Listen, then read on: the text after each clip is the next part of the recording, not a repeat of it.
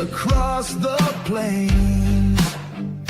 Hope rekindles in the crimson tide as freedom's anthem calls our names. Great again, we rise as one, under stars that guide our way. A song of promise has begun, and strength returns in light of day.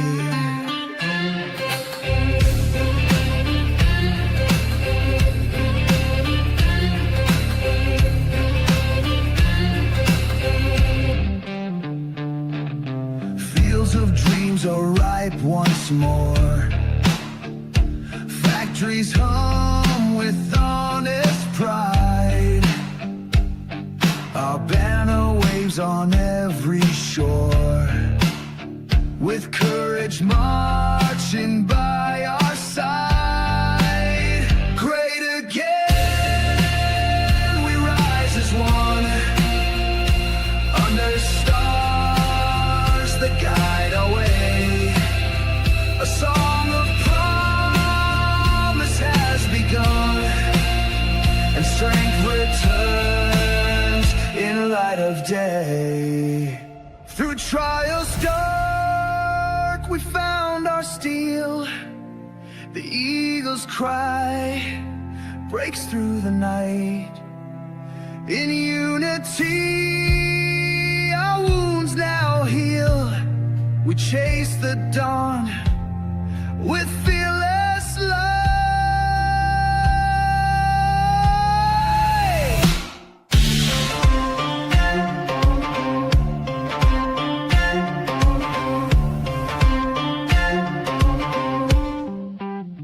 Great again, we rise as one, under stars that guide our way.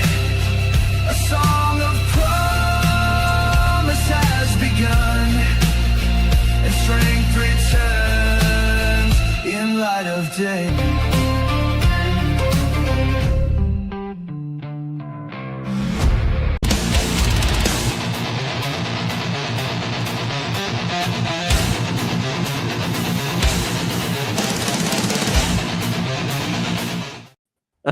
I always laugh at that drummer. How's everybody doing? How was your week, people? What's up, Dr. Jade? Anything new? Oh, just more of the same there, my friend Rich. I always love that heavy metal, you know, like, I know. hey, I know. give me the heavy metal. I know. It took me I all love that 5 at the end seconds there. to make that, so I guess I should redo No. it. But yeah, so how's everybody doing? How we doing? Let's see. Hey, what's up, Anglo? Good to see you. Week greatness. Cool. Hey, 42. What's up, brother? Hey, my sister's here. What's up, sis? Carrie Ann. Let me see. Jimmy's here. Jimmy from Philly in the house. What's up, Simon? How you doing? I'm wondering where Chris is. We got 3 Chris's that come in. A lot of news again. Wow. It just doesn't stop. Yeah, especially with you heard of the garbage that that those 6 Democrats did. I mean, holy cow. Now they're playing victims. They're actually playing victims after what the hell they said. I can't believe it. They're putting up smoke screens. Oh, saying, well, that's not what we meant, and we didn't mean it right away. We didn't actually mean to disregard disregard illegal orders. No, that's literally what you actually said, you jackass. Yeah, we didn't actually say disregard orders. We just said disregard orders. Yeah. It's like wow. Yeah, you know that that video meme, a guy going, "Wow." Yeah. I would come in. That would come in handy right now. But they what they thought was, see, because I did a video the other day, and it was on the Venezuela thing, right? And Trump put the Ford group down there, the strike group. He put them off their coast, and we always say that the United States will say to a country, we really don't like it when you do that.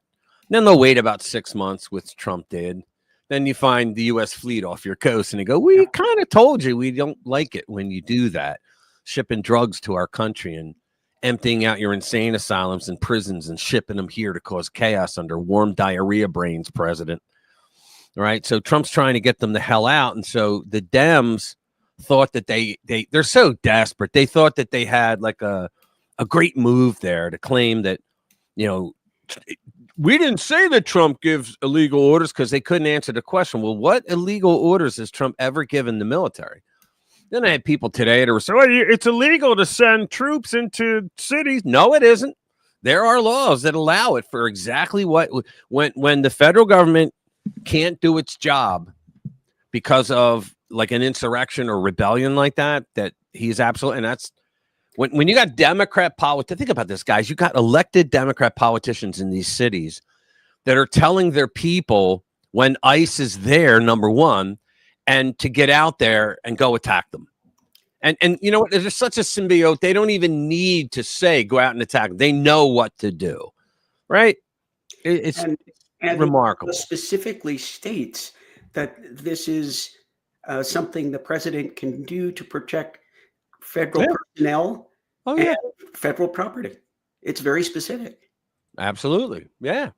And but all these memes out there now, it's like, wow, you guys like lost everything and now you're trying to get back. But now, you know what? There's one story we're going to do tonight where they're saying that Democrats are outpacing Republicans for the redistricting. That they're actually outpacing us. Yeah. It's very dangerous. And it's because you got a couple pussy red states out there that their governors go, no, we're not going to do that. Well, maybe now you should. Indiana and Ohio. Yeah, maybe now you should. And I'm sure you heard about the Texas case where they blocked the redistricting. Hopefully that's going to go to court. What do you mean they blocked it? Yeah, there is the district court blocked the redistricting. When did they do that? Because it's already been settled. Yeah, it was signed and then they blocked it. They can't. Well, they did. Well, they can't. Well, I understand you're saying they did, but they can't. Article 1, Section 4, it gives state legislatures sole authority on election law. Yeah, just like every other judge has obeyed, you know. Exactly. That's the problem we have is these goddamn judges. Hey, what's up, Pam? What's up, girlfriend? What's interesting is this judge blocked it, and even so, it appears that because of the law surrounding it, they still have to use the new map. Yeah. Because the date, I think the date was like December the 8th or something for candidates to file. Right. So it's too close to the filing that they can't change the map back to the old map because everybody's already gotten in. Well, good. Their district. But you know, when a judge does something like that, can it get more blatant that they're biased? I mean, can it? I don't remember which judge this was, but you know, was it Boasberg? Hey, what's up, Lou? Good this wasn't Boasberg, but Boasberg is right up there. Yeah. Or was it what was her name? Burry I forget her name. Burl. Yeah, there's a couple. Burl Hives. Burl Howe. That's Burl Harbor. Yeah, Burl Harbor. Yeah. But it's Burl Howe. Wow, man. But, you're like, goddamn, these judges, man, like they have no right to do that, by the way. It literally says Article 1, Section 4, that states have the authority over election laws. But these judges, they're just overstepping. Yeah, to the point where the federal government has difficulty saying anything about election law because it's specifically a state legislature. Yeah, now they have some jurisdiction on a federal law, but not with how the state conducts itself. Yeah, not on the overall. Right. It's basically like campaign finance laws and stuff, but only in federal elections. Yeah, but they can't say, for instance, you can or cannot use mail-in ballots. They just can't say it. Right. Yeah, it's up to the states. But my God. But yeah, there's another judge legislating from the bench. I guarantee this judge didn't stop California or any of the other Democrat states. Oh no. Yeah, just Texas, right? Yeah, it's bullshit. No, Somebody has to do something. So if the feds get in there, was it a federal judge or a state judge? Do you know? I can't remember now. Wow. Let me look it up. But I'm assuming this is going to be appealed pretty quickly. But like I said, the good news is that he had already signed off on the new map. And so everybody's it's a Texas court. It's a state court. I'm sorry. Go ahead. Yeah. So everybody's using the new map and they can't change it back because the deadline is too close for all the candidates to declare. It says Texas court erases GOP edge in national redistricting battle. Yeah. That's it. That's the story. Wow.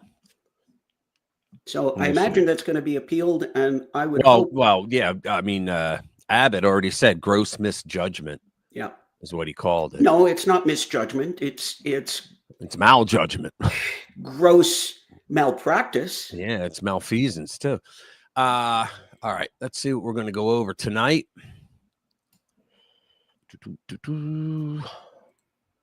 Just a plethora of stuff. All right. So the grand jury properly voted on James Comey's indictment. Foreman claims in blow to defense eliminates any doubt. We'll get into that. The left, to protect their savior of Trump 1.0, James Comey, they came up with bullshit that the prosecution admitted that only 2 members of the jury saw the final draft of the indictment, but it was the foreman and another person, and the foreman told everybody there. So because they didn't physically see it, each person, right? They're trying to say that the indictment was bad, it was fault. No, bullshit. True accountability needed for Arctic frost violations. That's a good story. I wrote this one. I want to go over. It's something that Liz Wheeler talked about, and I did a little more research. The hidden network behind a Hamas plot to infiltrate America. Very interesting. So stick around for that one. Appeals court blocks release of hundreds of Chicago area immigration detainees. Good. Another rogue judge tried to say you got to release them all. Bullshit. Chairman Comer puts Bill and Hillary on notice, arrests on the table over Epstein testimony. They're ignoring subpoenas, congressional subpoenas. Now, remember, they put Peter Navarro in, and they put Steve Bannon into prison over that. And they claimed executive privilege. These 2 clowns don't have any executive privilege for this. The FBI's Trump-hating former cult expert is back, and he's gone batshit crazy. Totally batshit crazy. There we go. FBI disputes Swalwell's claim of agency refusing to protect him and other Democrats.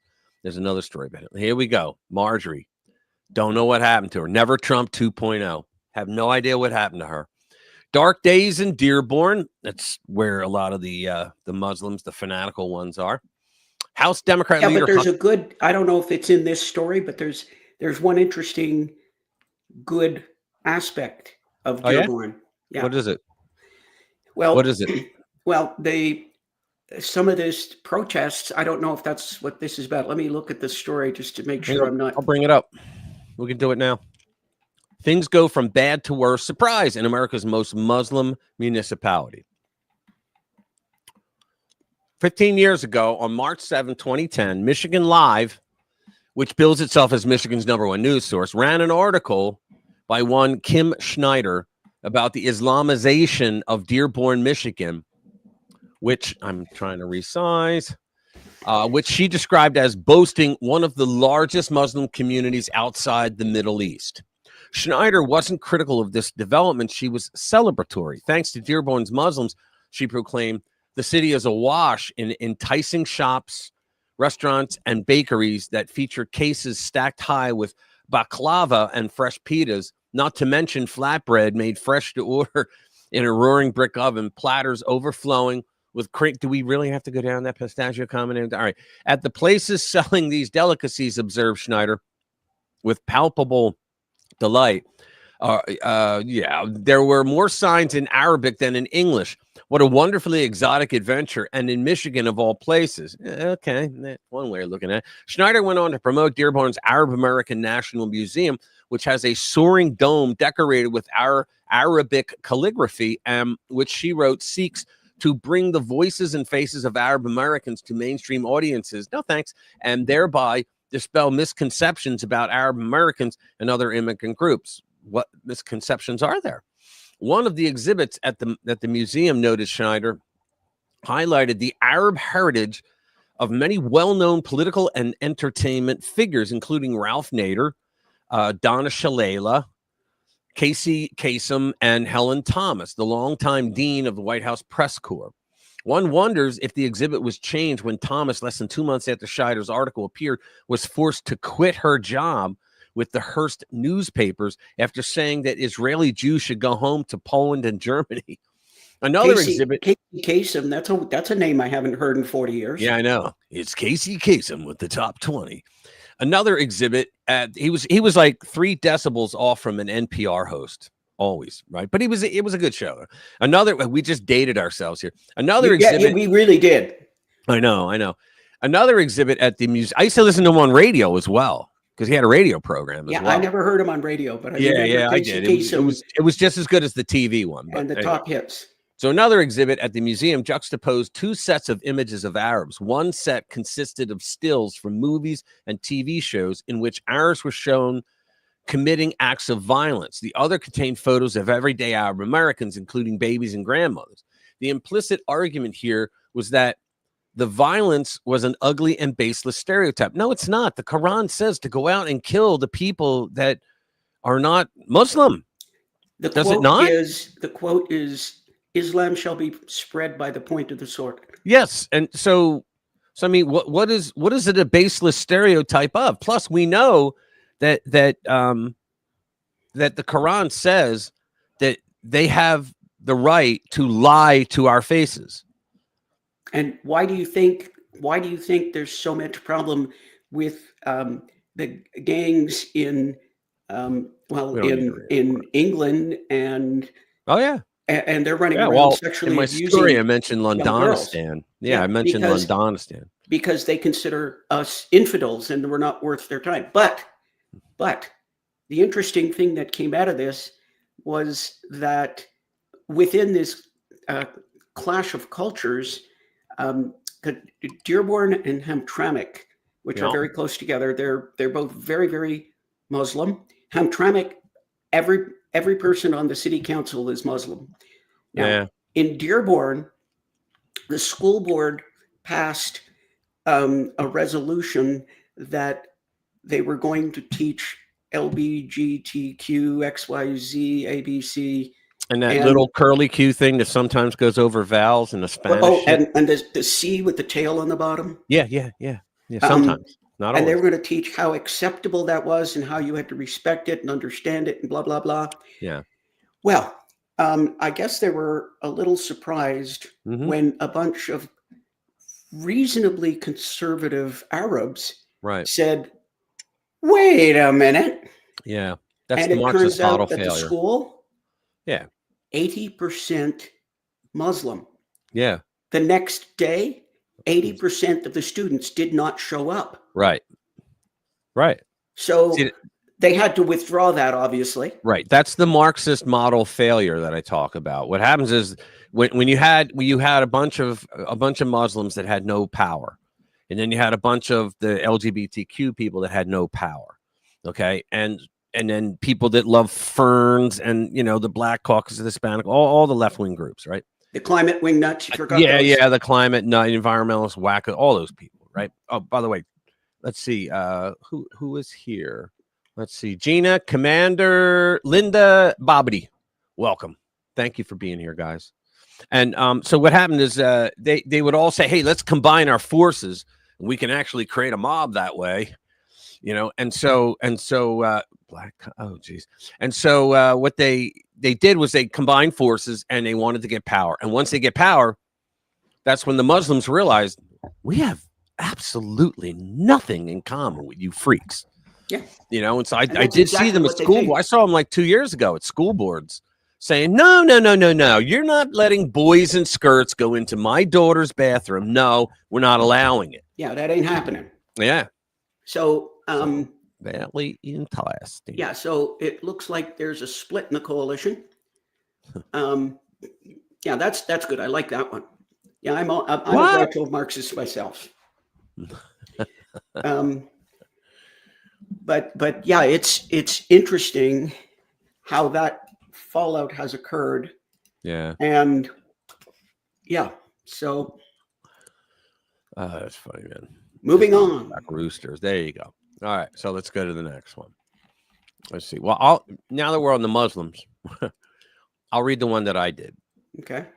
This is interesting. A lot Yeah, of people I saw it here somewhere. A lot of people there it don't is. know this. There it is. Yeah. So it's the hidden network behind a Hamas plot to infiltrate America by yours truly. I know it's pretty douchebaggery to read your own story, but here we go. So most people have never heard about what the federal investigators uncovered back in the early 90s.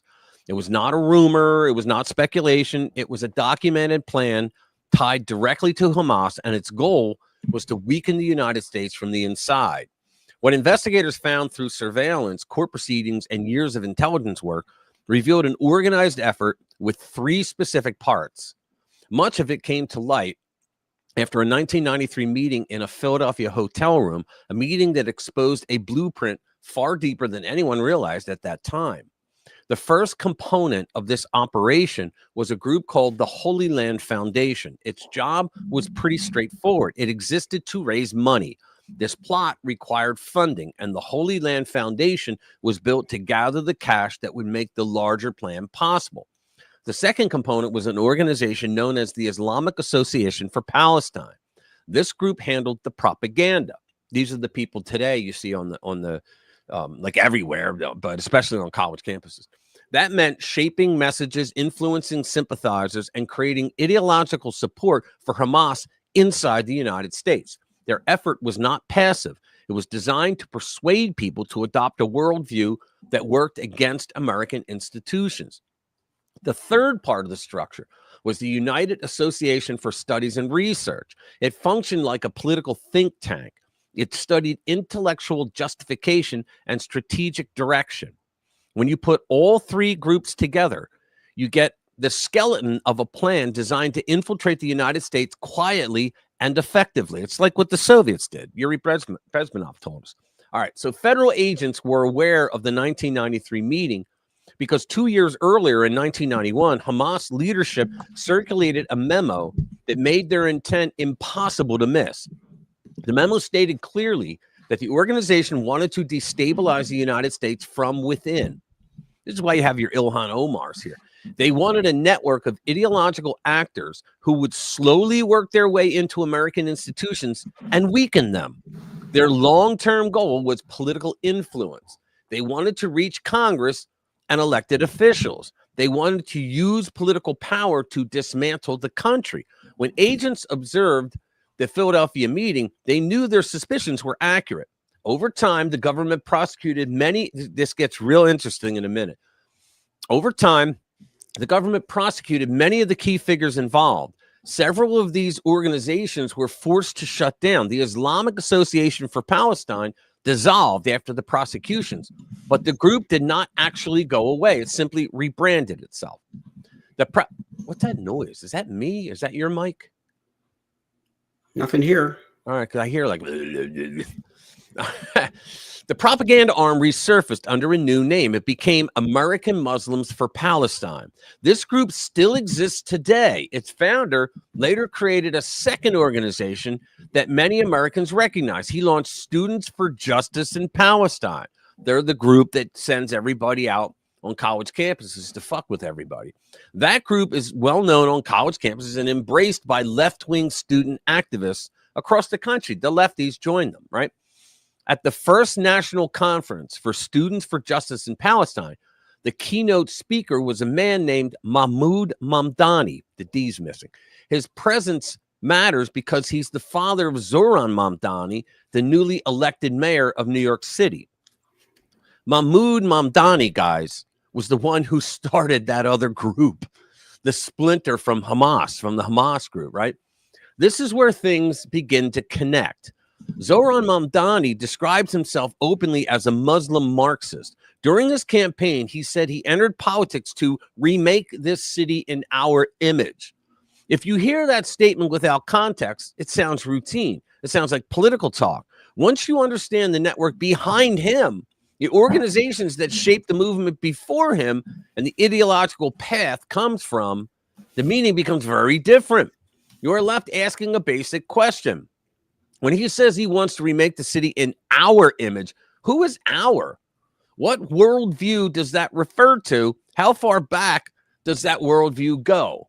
These are not abstract questions. They trace directly to a documented plan by Hamas to infiltrate American institutions like City Hall in New York City, influence political power, and reshape the United States from within.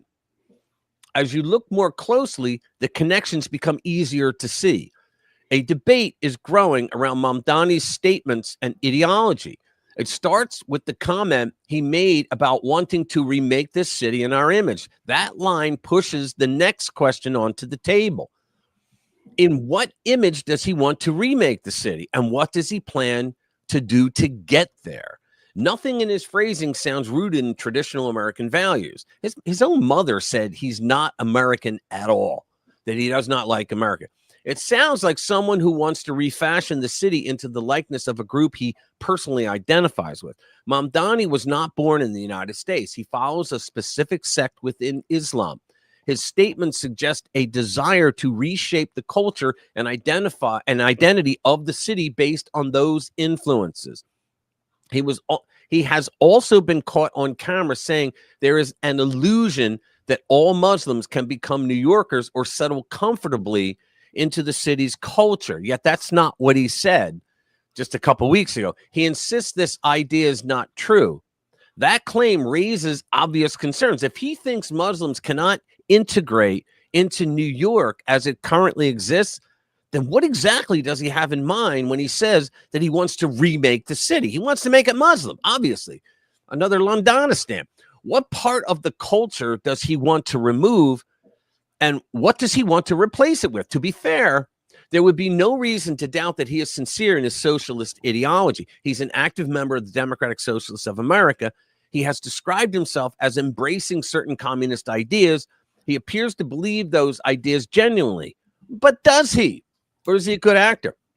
Islamic fundamentalists figured out pretty fast that they cannot sell their ideology in the West because it conflicts with nearly everything Western culture stands for. This is why the Marxists, along with the Islamists, guys, this is why they started this degradation of the United States. They want Americans to think America is a shithole, that it's a terrible place to live, right? And it does all this harm to the world, right? It does no good whatsoever for the world, because then it's easier to say, let's get rid of our norms and folkways. We'll tear down the statues like good little communists and we'll all become socialist Muslims. Then they remove the socialism part, and then you're in a totalitarian state. You forgot the part about replacing the Constitution with Sharia law. There you go. And over time, they came to realize that they could get people to listen to them if they went the route of socialism. Communists have learned how to falsely teach young Americans that socialism would bring more equal society. Okay. The trouble with the DSA's version of socialism, especially in the hands of people like Mamdani and Ilhan Omar, is that it behaves like a Trojan horse. It sells itself as simple policy reform, but it ends up opening the door to a much darker influence. That influence creates an ideological overlap to jihadist movements. Across the country, a strange alliance has formed between far-left communists and jihadist movements. Their values may be very different in many ways, but they share one goal. Both want to undermine the core principles of the United States. And they think that together they can do it. And in the end, all the Islamists are just going to probably wipe out all the Marxists because they won't need them anymore. That's the Marxist model failure. They may disagree on what should replace the current system, but they agree on tearing down the one we have. This shared objective forms a bridge between movements that appear incompatible. When a political figure speaks about remaking the nation's largest city in our image while rejecting the idea that everyone who lives there can fit into its cultural identity, meaning assimilation, the public has every reason to ask what influences are actually driving that vision. but the press didn't allow anybody to ask. They shut that shit down all throughout. They just wanted the first Muslim to be elected. Probably queer theory, just make everything so crazy that people won't understand. They'll just go along with it. New York's future could depend on the answer. If New Yorkers don't smarten up, these people will turn the Big Apple into the next Londonistan. Yeah, What do you and think? I mean, this SOB, he's never had a real job in his life. Yeah, I know. And that's one of the curious parts. Always good. Oh, hi, Commander. What's up? What was I going to say? Yeah. 1, 2, 3, 1, 2, 3. What was I going to say? I was going to say something. Yeah, that's what I was going to say. If they like their system of government and their laws and their rules and Sharia and all of that, does that not bring the question of why the hell did they leave it and come here? Where Right. everything that they seem to love doesn't exist? Right. That's exactly right. Well, see, the Quran also tells them that they got to conquer the world, right? So they do it. It took them a while to figure out how to do it here, but they did. Islam shall be spread at the point of the sword. Yeah. Anyway, yeah, and that was that. And so that's is that kind of like laughing at your own joke? Is that what's that? reading your story? Yeah, it's kind of like that. You're not supposed to read your own story. Next time I'll have you read my story. Okay, I can do that. Yeah, Bongino used to say that all the time. He goes, when you blow your own horn, he goes, it's kind of frowned upon. Yeah. If you want me to read a story that you wrote, yeah. Escape from New York? Yeah, he was. Hey, what's up, Chris? Yeah, I'll let you read it next time. Yeah, I said that a week or two ago. Why does this all remind me of the premise of Escape from New York? Yeah, I know. Well, a lot of people are escaping from New York. Well, yeah, I just say wall that shit off. Yeah, well, the news went out of its way. I reported it too, but the news went out of its way to point out that he's not going to be able to raise taxes because the mayor of New York City, by law, cannot raise taxes. The governor has but they can't increase property values. Yeah, they can decrease them too when everybody runs like hell out of the city. When everybody leaves, then because what happens is the same thing happened in Philadelphia when W. Wilson Goody was the mayor. They can increase your property value assessment. Yeah, and try and make you pay that, just like they just did in Chicago. Right. You saw that Mayor Johnson. He said, "Well, we can't increase the tax basis, but we can increase your property evaluation by 2 or 3 times." Yeah, and then your property taxes go up. What a surprise! I never expected that to happen. Yeah, he wouldn't do that, would he? Trump. They'll blame Trump for it, of course. Right? Well, that's the question. How is it Trump's fault? Right. Yeah, that's what they always say. So how can we blame this on Trump? All right, so we got the New York Post here. Let me bring it up. Everybody was worried yesterday about the news all went out there. The James Comey case is in peril, right? Well, grand jury properly voted on James Comey's indictment. Foreman claims in blow to defense eliminates any doubt. So let's get into this. Okay, a federal grand jury properly voted on the indictment of ex-FBI boss James Comey in September after prosecutors mistakenly told a judge that not all jurors saw the final version of the charges, according to a new court transcript. Interim U.S. Attorney Lindsay Halligan, who they're all bitching about, submitted the transcript the day after a tense hearing in Alexandria, Virginia. On Wednesday, during which she had indicated only the 4-person and another grand juror handed up the indictment to U.S. Magistrate Judge Lindsay Vala, whatever. But a court filing from the U.S. Attorney's Office in the Eastern District of Virginia on Thursday noted the transcript of the September 25 proceeding before Vala conclusively refutes that there was an issue with the process and establishes that the grand jury voted on and true billed the second count indictment. So it was a mistake that somebody said that. Any assertion that the grand jury never voted on the 2-count indictment is contradicted by the official transcript, Halligan's team responded in the new court papers, directly contradicting claims from Comey's defense team in court that the charges were void. On September 25, The grand jury voted on 3 counts against the former FBI director, 2 for making false statements to Congress, and 1 charge for obstructing justice. But one of the false statements charges wasn't returned by a majority of the 23-member panel. I'd like to know why. Quote, "It was the very first count that we did not agree on," the grand jury 4-person told Vala, per the transcript. And the count 2 and 3 were then put in a different package, which we agreed on. A clerical error caused by the redrafting of the indictment also briefly confused the magistrate judge's understanding of what had occurred during the grand jury's deliberation. And guys, in short, there's going to be a trial. That's that. So there's going to be a trial after all. Yep. Stick a fork in it. It's done. Yeah. Hopefully he's done, because I am so sick of his smarmy ass going on TV shows, making fun of anybody that points out he broke laws and whatnot. Yeah, these guys are getting to be as boring and as persistent as Hillary. Yeah, I know. Well, speaking of Hillary, let's go down to that one. Bill That's and a Hillary. good segue. Yeah, it certainly was. Lefties in trouble. All right, here we go. Let's bring it up. James Comer puts Bill and Hillary on notice. Arrests on the table over Epstein testimony. And let me bring this in. I said it before. A lot of people weren't here.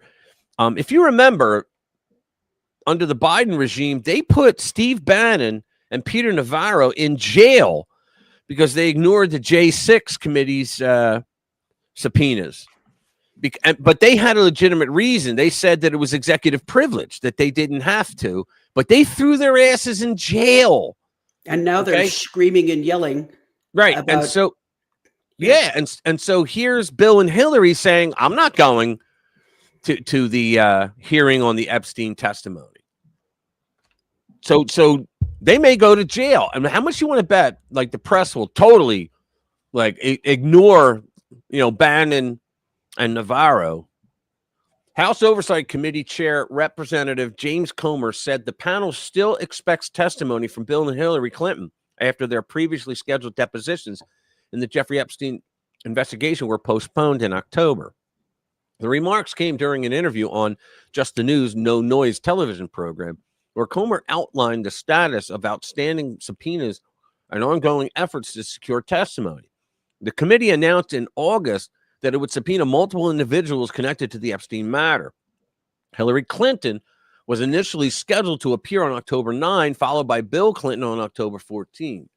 Both dates passed without testimony, with the committee stating at the time that it was working to coordinate schedules. No new dates have been announced because they're going, fuck you, we're not to, quote, "We expect to hear from Bill and Hillary Clinton," Comer said during the interview. He noted that President Donald Trump has answered questions publicly for years regarding Epstein and said the committee has examined figures from both parties. "We've subpoenaed Republicans and Democrats," he said. Comer said the Clintons remain the only individuals in the inquiry who have not responded to questions outside of friendly media environments. Quote, "They're the one group in this investigation that's never had to answer questions in front of a credible reporter, and they've never..." Think about that. He says credible reporter. All the reporters that they spoke to are not credible. That's the dig. "And they've never certainly answered questions from attorneys or members of Congress," he said. Comer added that failure to comply with subpoenas could result in consequences similar to those faced by Steve Bannon and Peter Navarro, who were prosecuted after declining to appear before Congress when Democrats controlled the House. Quote, "So we expect the Clintons to come in, or expect the Clintons to be met with the same fate that Bannon and Navarro were met with when the Democrats were in control." Now, how much you want to bet the left comes out and says, "Oh, this is two totally different things. Yeah, it would be outrageous to put her. He was a president and she was a failed presidential candidate." It was, no. This is just selective. Two very important people that you subpoenaed early on, or excuse me, that you asked to voluntarily cooperate. They didn't schedule their interviews. Now there's a subpoena. But Bill and Hillary Clinton, if they continue to duck you, will you take them to court? Will you try to enforce a subpoena? Will you go the Steve Bannon and Peter Navarro route? Good. 100%. We're going to go that route. We expect to hear from Bill and Hillary Clinton. Look, Donald Trump's answered questions for years about Jeffrey Epstein. Every day he gets asked questions about Epstein, and he answers them in front of the American people. We've subpoenaed Republicans and Democrats. 2 Republicans have come forward, Bill Barr and Alex Acosta. They did interviews and deposition, and those were tough, but they did them. They didn't back down. Other Democrats have sent letters that saying they knew nothing about Epstein, which would hold in court if something ever comes out that they did know something, then they committed perjury there. Right. But the Clintons have never responded. They're the one group in this investigation that's never had to answer questions in front of a credible reporter, and they've never certainly answered questions from attorneys or members of Congress. So we expect the Clintons to come in, or I expect the Clintons to be met with the same fate that Bannon and Navarro were met with when the Democrats were in control. Yeah, but this is just political retribution and selective prosecution. Yeah. You're right. You're absolutely right. This is just Donald Trump getting even with these people who did absolutely nothing to him. Yeah. When the funny thing is, answering questions is passé. 10 years plus, Trump has got to be one of the cleanest guys in the world. Yeah, I know. When you think about it, they've done everything but crawl up his ass. I think they did do an anal probe when he was asleep one time. They just they would have if they could have. I don't know if they, but let me tell you. But yeah. And if they have not been able to put something together, I mean, don't forget, these are the same people that got no problem making shit up out of whole cloth. And if they haven't been able to put something together.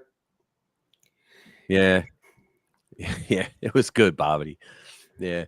What's called, you think about this, all the bullshit that they threw at Trump, the accusations, every single one of them a lie. Not just, we made a mistake. Sorry, Mr. President. We're really sorry. We made a mistake. My bad. Sorry. No, none of that. It was bullshit. It was a lie. They knew it was a lie. And these SOBs, they still continue to do it. They throw shit at the wall and see if it'll stick. They lie. It's the same damn thing every time. They lie. Yeah. We know they lie. Oh, they know that we know that they lie. That's right. And yet they lie. And yet they still lie. Here we go. So we have Eric Fartswell. So let's go. What a disgusting human being that is. I know. FBI disputes Fartswell's claims of agency refusing to protect him and other Democrats. This is crazy. So it's from Just the News, John Solomon's gig. The FBI is disputing California Democrat Representative Eric Fartswell his claims the agency is refusing to protect him, his family, and other Democrats. On Monday, Swalwell shared a report about FBI Director Kash Patel providing an agency security detail for his girlfriend. Quote, I don't want anything to happen to Director Kash or his girlfriend. Protect her if she's threatened. It's just effed up that he refused to protect me and my kids from multiple specific death threats. Same for other Dem colleagues. Can only conclude he wants us dead. Which we could have made that conclusion for all those conservative justices of the Supreme Court that the Democrats refused to even give any protection for. Remember that? And they went after their homes, threw shit through windows, terrified people, rattling doorknobs, trying to get into the house. Remember that shit? And the cops were told to stand down. Remember all that? But this is different. Oh, I know. It's different when they do it. It's different when they do it. Yes, it is. FBI Assistant Director for Public Affairs Bill Williamson posted on X about Wednesday in response to the Congress. Mr. Swalwell is either misinformed or being dishonest. The FBI has not refused to protect him in any way. Quote, in fact, our team personally reached out to his office multiple times as recently as October 16th to brief them on options available to Mr. Swalwell and ask whether any individual threats were not being addressed per his accusation.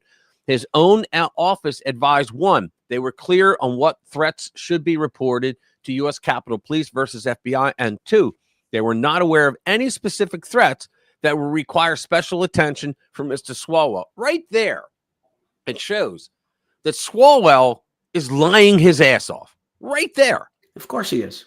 FBI checked in with the USCP again on November 4 to follow up. The USCP again reported no individual threats to Mr. Swalwell. Director Patel has instructed our team to maintain an aggressive posture toward protecting public officials from threats. That includes Mr. Swalwell. We protect all Americans and stand ready to engage with his team at any time. Now, he should be called in to testify. Like, why did you lie about that? Because see, these types of lies, these Democrats, I call them death by 1,000 cuts of lies. You know, like think about it. He puts that story out. Well, you know what? They're just not protecting us, right? Now that's clearly different from when the Biden regime told FEMA people to ignore anyone after that North Carolina hurricane that had a Trump sign on their lawn. He really did it. I mean, they really did that, right? So Swalwell puts this out there. Why? Because there'll still be a lot of people that didn't hear the real side of it, right? So only his story goes out. So when you do 15, 20 stories that are bullshit like that, and you hear them all, but you don't hear any of the other side, right? What are you going to do? Oh, well, this administration sucks, man. They're playing politics with everything. That's the whole goal of this kind of stuff. It's all psychological bullshit. Mr. Swallowwell. Yeah. Yeah. What do you call a guy with access to top secret national security information who literally sleeps with a Chinese spy? Right. Feng Feng. Yeah. But you know what they're saying? They're saying that he wasn't in Congress when that happened. He was a city councilman. But you know what I say to that? Do you really think it matters? They have all the information they needed on Swalwell. And so that way, like, you think that Fang doesn't have friends that are in those offices that he works in now, or they don't have some kind, like, think about it. It was, who was it? Dianne Feinstein had a driver who was involved in everything in her life, not just driving her around, right? Had a driver who was a Chinese spy for 20 years. Mm-hmm. She was on the intelligence committee. Not that she had any, but she was on the committee. Yeah, I heard that. Yeah. Crazy, huh? Just bad shit. Yeah, what's next? Here we go. Never Trump 2.0. Marjorie Taylor Greene. Wow. I never thought I'd see the day, guys. The Epstein files were the latest Never Trump plot to take down Trump, and it failed. Okay. When Representative Marjorie Taylor Greene apologized to CNN, went on The View, blamed Trump for supposed death threats, was hailed by the Washington Post, and welcomed to join the Democrats by Representative Jamie Raskin. Many in MAGA compared her to Liz Cheney. Yeah, rightfully so. The original Never Trump is long since dead. Its leading lights indistinguishable from Democrats, hammered home by Bill Kristol's endorsement of Zohran Mamdani. Bill Kristol's the guy that had the Weekly Standard, which was a Rhino news magazine. I'm much more fond of Billy Crystal. Yeah, I am too. Me too.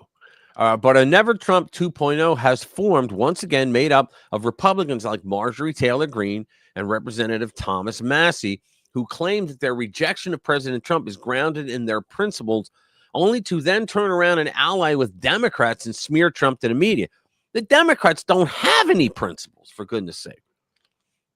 Their shameful press conference, complete with leftists brandishing signs smearing President Trump as a sex predator, showed that the Epstein files have become the new Access Hollywood tape, an opportunity for rhinos to justify their break with Trump because of their principles, only to demonstrate that they have no principles. Exactly.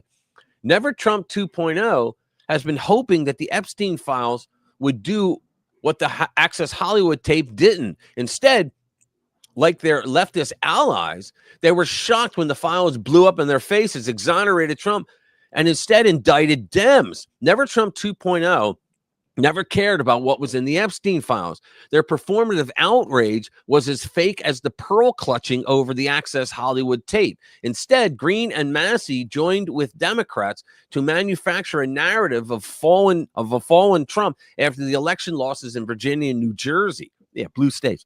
The Epstein files release rollout was preceded by woke right accounts some of them in Pakistan, claiming that MAGA was dead and would be replaced by America First with a blue and white cap that matches Democrat blue MAGA iconography, whatever.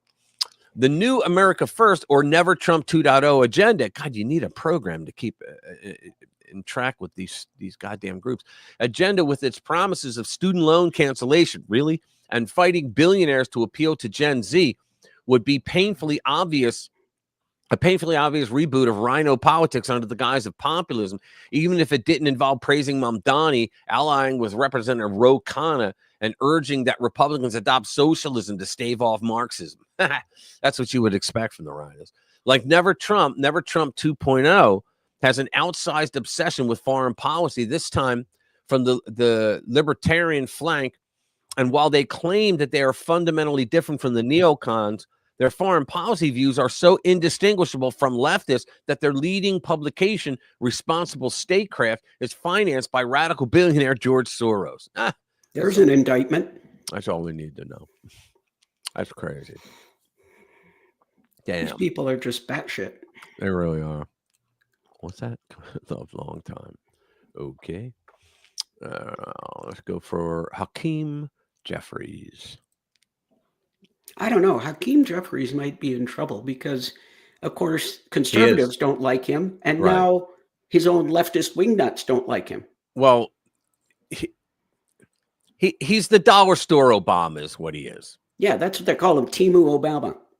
What is Timu? Yeah, Timu he's the Obama. He's the dollar store Obama. Is what although some of the emails that went back and forth called him Brooklyn Obama. I guess that's less offensive for him anyway. All right. House Democrat leader, minority leader, Hakeem Jeffries solicited donations from Epstein, asked him to meet Obama, files reveal. This is why he's not one of the ones saying release the Epstein files. If you notice, the rest of them all do. He didn't. At least I didn't see it. He may have, but I didn't see him do it. Newly released files from the estate of convicted sex offender Jeffrey Epstein have exposed a disturbing connection between House Minority Leader Hakeem Jeffries and the disgraced financier.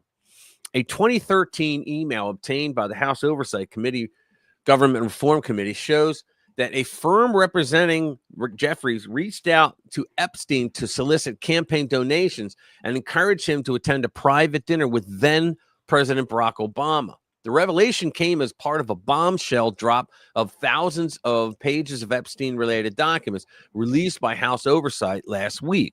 That means that Obama whored himself out to people just to get Democrats elected in Congress. Of course, think about that. Yeah, think about that. It's one thing to go out and campaign for somebody, like Obama could have campaigned, but think about it. The Clintons, they sold the Lincoln bedroom. Do you remember that? When Clinton was running for re-election, they would, if you gave, I think it was like you had to give like $10,000 to the Clinton campaign, and they would allow you to sleep overnight in the Lincoln bedroom. It's crazy. And yet they claim that Donald Trump does all kinds of crazy shit when he never has. The email sent by Lisa Rossi of Dynamic SRG, Surge, refers to Jeffries, then a freshman congressman, as Brooklyn's Obama, and describes him as committed to electing a Democrat majority in 2014. Hakeem is encouraging his friends to participate in the DCCC/DSCC, whatever, CC me, CCBB, whatever, fundraising dinner with President Obama. Rossi wrote to Epstein asking him to reach out if he wanted to get involved or have an opportunity to get to know Hakeem better. Who would want to? At the time of the email, Epstein had already served jail time for soliciting sex from a minor and was a registered sex offender. Yet Jeffries' representative still attempted to bring him closer into the Democrat fundraising circle and into proximity with the sitting president. Anything for money, right? Yet they'll be the first MFers to go out there and claim that the Republicans are bringing in dark money. You hear Schumer say that all the time, and Schumer's like the champion of accepting dark money. House Oversight Chair James Comer, again, exposed the email on the House floor during debate over the Epstein Files Transparency Act, which passed the House with overwhelming bipartisan support, 427-1. I wonder if Hakeem was the one. Jeffrey's campaign solicited money from Jeffrey Epstein. That's what we found in the last document Batchcomber said. Jeffrey's office has not issued a direct statement on the newly surfaced email because they don't know how, nor has he addressed whether any of the money was received from Epstein as a result of the solicitation. Yeah, so because he's Jeffrey Epstein, he thinks he has a special privilege. We all know what that privilege would be that he thinks he has, right? Look at someone and think. The privilege is if you've got a D after your name. Yeah, that's what it is. Here we go. Here we go. Another low IQ Democrat. So it's low IQ Democrat, the Wolfman, to launch fifth impeachment effort against Trump. Look at that. He's laughing and he's laughing. That's funny. I thought Green, I thought he was out. No, they removed him from when Trump gave that joint session speech. They removed him because he stood there shaking the cane at him and yelling at him. No, but there was something. You're a racist and all that, right? I think it was in the redistricting. I think they X'd him out. Oh, really? Oh, wow. Cool. Would be nice if my memory it would serves. be nice if this judge, gets smacked down. Yeah, he needs. It's not gonna happen, Jade, until it hurts. Yeah. They're not going to stop. Go ahead. I saw a meme years and years ago, and the meme was there is stick figures. And there's one guy lying on the ground with birds and stars around his head, and the other stick figure guy standing up holding a big ass stick. Yeah. And the caption is, "Speak to them reasonably, but first you have to get their attention." Yeah. Representative Al Green of Texas announced Wednesday that he will once again introduce articles of impeachment against President Donald Trump, his fifth attempt. Green, who has been mocked as low IQ by Trump, is framing the move as a participatory test for Democrats as they struggle to slow Trump's legislative and political momentum. Now, think about that. Everything Trump has done is to build an economic powerhouse for the working class people in this country. It will kick in within the year. Believe that, right? And so these guys literally are coming up with ways to try to stop him from doing that. That's all you need to know about these people. Quote, there will be articles of impeachment filed before the Christmas break. This is a pledge. We have to participate. This is a participatory democracy. The impeachment requires the hands and guidance of all of us. Green said he will introduce the measure as a privileged resolution, a procedural maneuver that forces the House to consider it within 2 legislative days. Leadership can still move to table the resolution, avoiding a full impeachment vote, which is what happened during several of Green's earlier efforts. I think that they should just allow it to go through. It'll fail. But even if it passes, they should do a Chuck Schumer on it. So Thune should say, this is such a ridiculous article of impeachment, we're not even going to entertain it. Because that's what they did when they impeached, what's his name? Alexandria. What was his last name? Oh, shit. The guy in charge of DHS, Department of Home, Alexander. Alejandro Mayorkas. That was it. Alejandro I got caught up on AOC. Yeah. My intro of AOC. Yeah, Alejandro Mayorkas. He was impeached on 2 articles that were legit. I mean, he opened the fucking border and allowed up to 20 million people in here. All right. So, and then Schumer said these are such ridiculous articles that I'm not even going to entertain it. Like, what? What? So leadership can still move the table. Yeah, we read that. He also announced plans for a Saturday protest at the Lincoln Memorial to rally support for the effort. Good for him. I wonder if he ever has to actually campaign. How blue is his district that this idiot, this low IQ moron keeps getting elected? Yeah, I think it's not as blue as it used to be now. Oh, really? Well, with the redistricting, like I say, I think he lost his seat in the redistricting. Oh, I hope he did, because I know Jasmine Crockett lost her seat. Yeah, good riddance. She's looking forward to taking Ted Cruz's spot. Yeah, she wants to take the Senate. Members of the party's activist wing, I thought the whole party was members of the party's activist wing have increasingly criticized Senate Majority Leader Chuck Schumer and House Minority Leader Hakeem Jeffries for what they see as ineffective leadership. In other words, you haven't done enough to screw this country up. Some Democrats, including Maine Senate candidate Graham Plattner, have openly called for new party leadership capable of slowing Trump's agenda. Yeah, Graham Plattner, he's the one that had the big Nazi tattoo on his chest. Yeah. But think about that.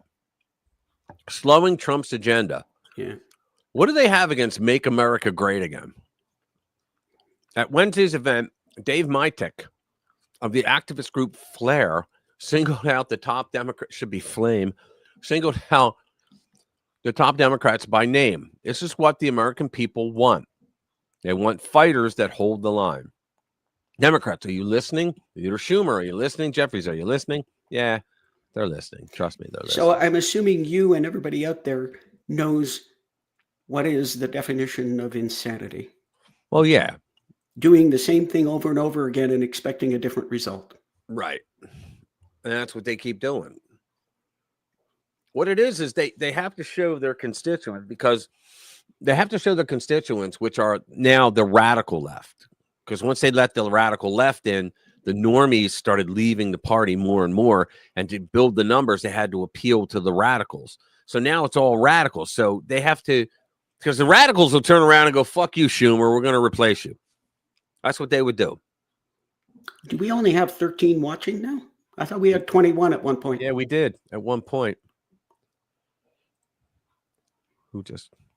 Okay. Yeah, I guess, let's see, Friday nights, people going out. I don't know. You want to give me my moments? Oh, yeah, you want to do that? Yeah, let's see. I got a thing going. Let's see if we can get it squared away. Okay, here we go.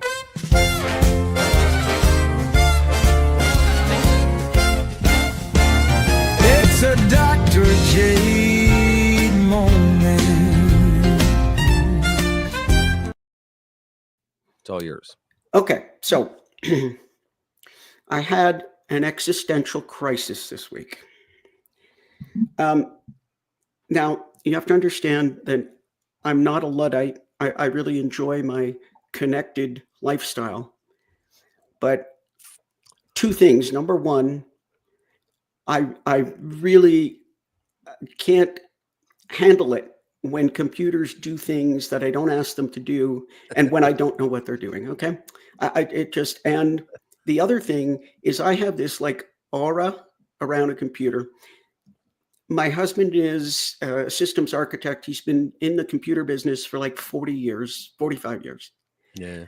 I can't tell you how many times he has looked. I've called him and he comes, he looks over my shoulder, and he says, wow, I've never seen it do that before. So that being the case, I had an existential crisis this week with related to computers. Now, I don't want to open up the critical Mac versus PC debate. Yeah, don't do that. We're not going there. Yeah. But a month ago, got a virus. I clicked on the wrong button. I was sick as a dog. My brain was all full of fuzz. I clicked on the wrong button. We got a virus. Jim cleared it out. It was pretty sticky. And I got a Mac.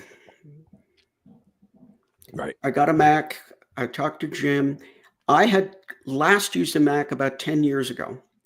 And they just became very expensive and very unreliable. Their keyboards would constantly fail. So recently, in the past year or two, their quality control has been much better. Anyway, that's the intro to what I'm actually going to do. Now, I'm going to change to a mobile camera here. Okay, so here we go. This is my setup. That's my computer, and I have a big monitor as my second monitor, and there's us, and then I have we get that endless regression, and then I have my iPad sitting over there. So I also I cleaned excuse me, guys, I cleaned the lenses, but they appear to be, so that's much better. That's much better. So I get my computer and I got this big monitor. So I start setting up the displays. Right. Okay. Oh, don't do that. Oh, don't do that. Okay. See, it's doing I'll worry things about it it doesn't later. want So to what already. happened was, I'm not seeing this anymore. What happened? Okay. So there you can see my two monitors, the MacBook and the big screen. And then at a certain point, I saw this. And I said, I didn't ask it to do that. I asked it to set up these two monitors, Right. but I did not ask it to do that. So now I'm freaking out because it somehow got access to my iPad. This is my iPad. Okay. Okay. I'm freaking out. Right now, this is riding heavy on my heart. And then I went like this. Okay. I hope you can see this. And you see this towards the edge, and then you got to watch this. Because if I come down here now to my iPad, make sure, yeah. So you got to watch this right on the edge, because if I move my cursor to my iPad,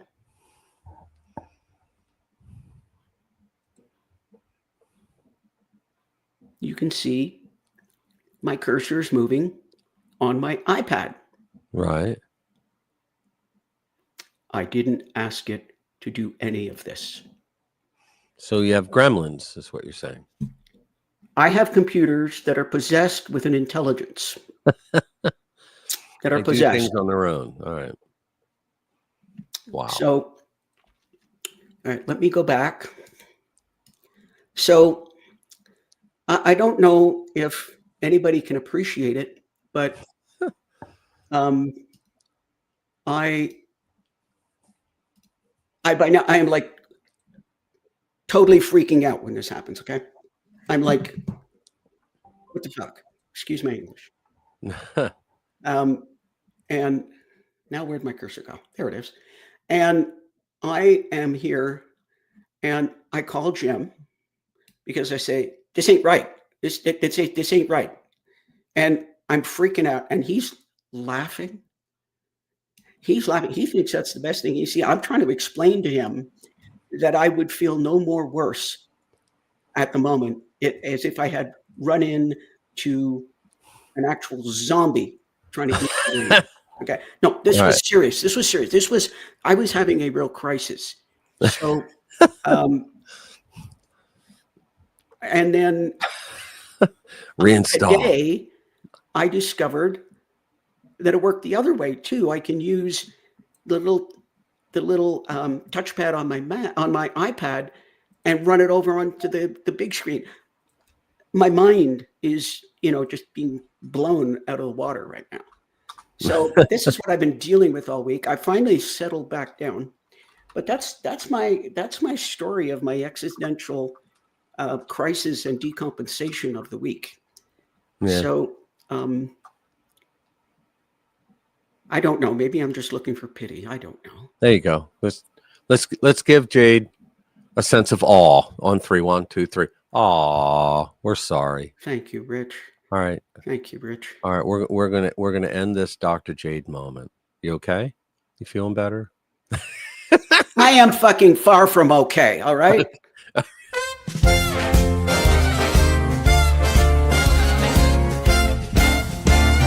It's a Dr. Jade moment. That was a great way to end it. All right. So another thing about how blue states are just despicable con artists There you go. Ready? Blue states busted for blowing nearly $500 million in SNAP cash on fast food. So we're paying for McDonald's for the poor in blue districts. It looks like SNAP, designed to help struggling Americans put food on their tables, is having a long overdue and much deserved come to Jesus moment. The program has come under intense scrutiny this year, particularly during the recent government shutdown, when a spotlight shone brightly on the massive amount of taxpayer money being wasted on people abusing the system.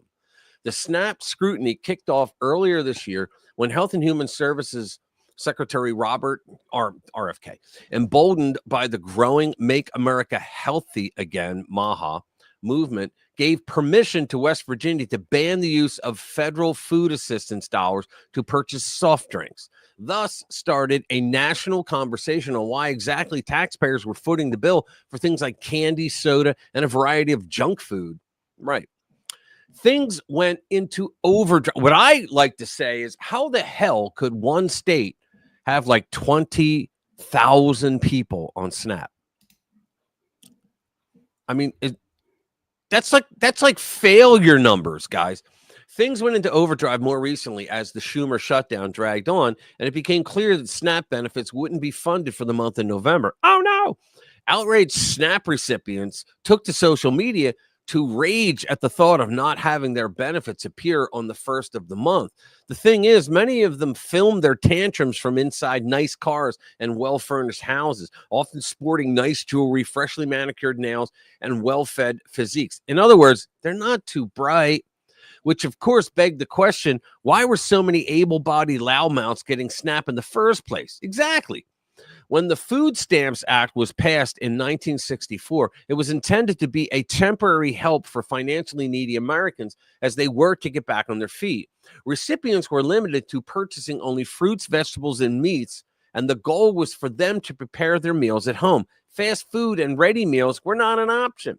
Well, that train derailed a long time ago, and according to Senator Joni Ernst, taxpayers now foot the bill for hundreds of millions of dollars worth of fast food meals purchased with SNAP benefits. And you wonder why, like, the fast food companies all donate to Democrats.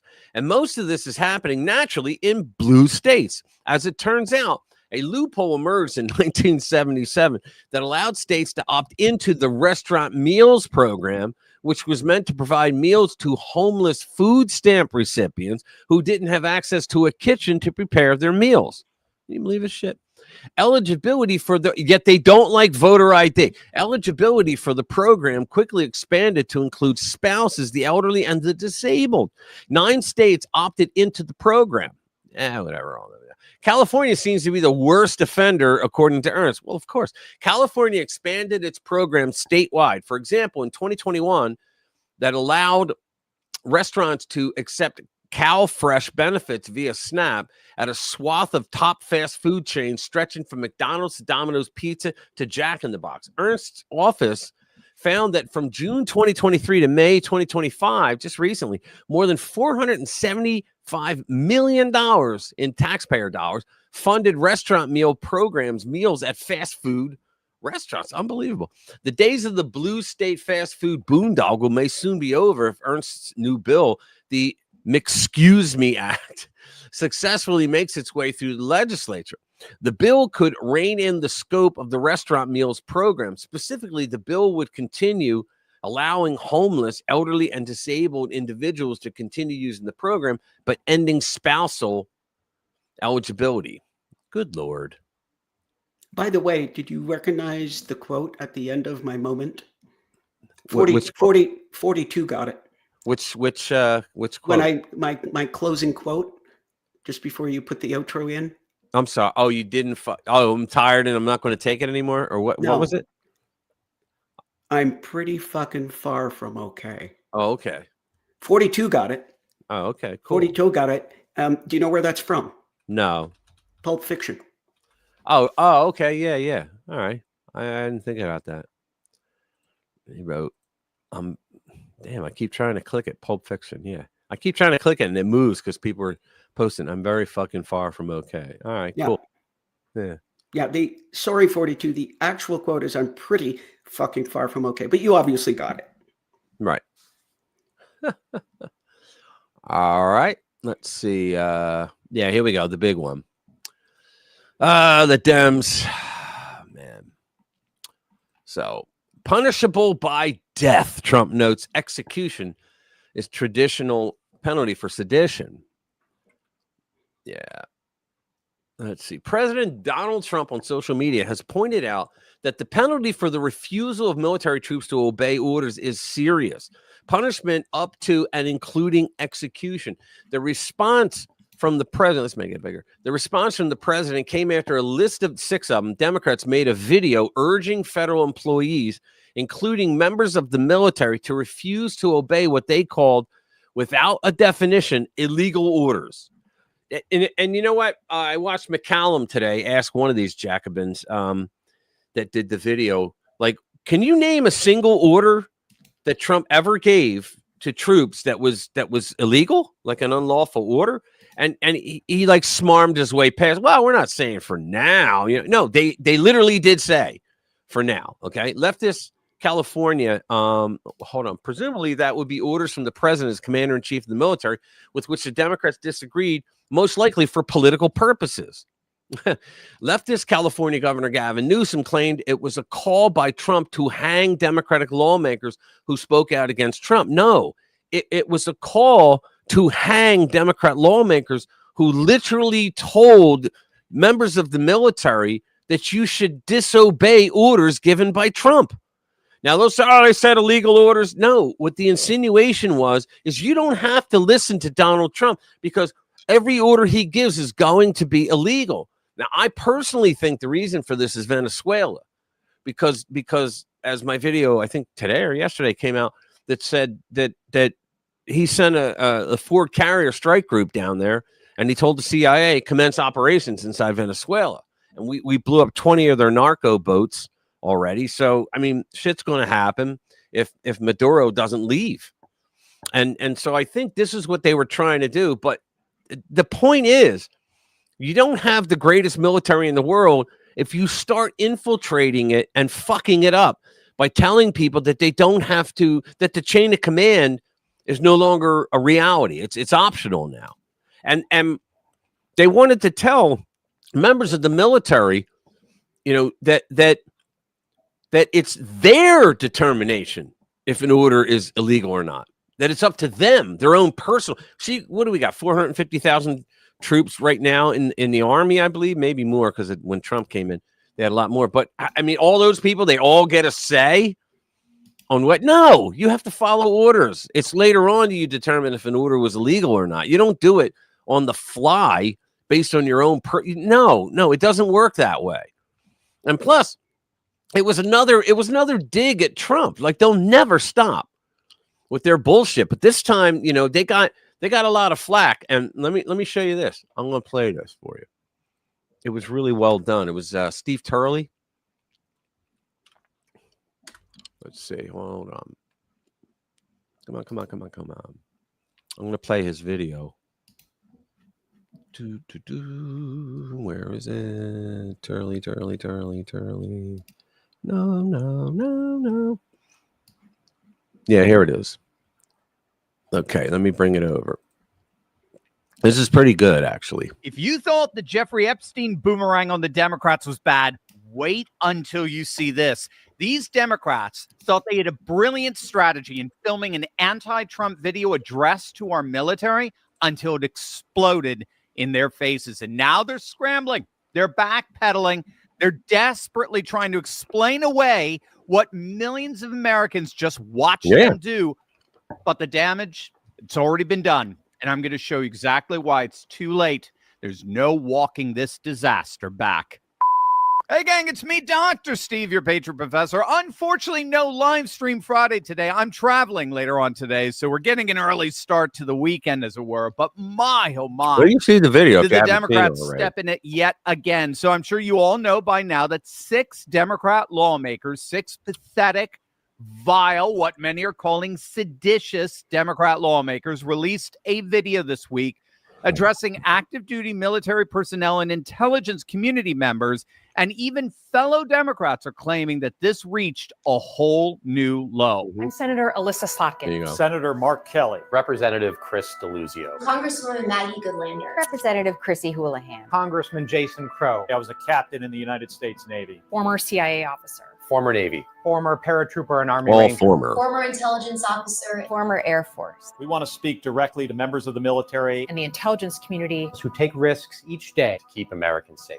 We know you are under enormous stress and pressure right now. Listen, Americans trust their military. But that trust is at risk. This administration is pitting our uniformed military And intelligence community professionals. against American citizens. You hear this? Like us. You all swore an oath. To protect and defend this Constitution. And right now, the threats to our Constitution aren't just coming from abroad, But from right here at home. Our laws are clear.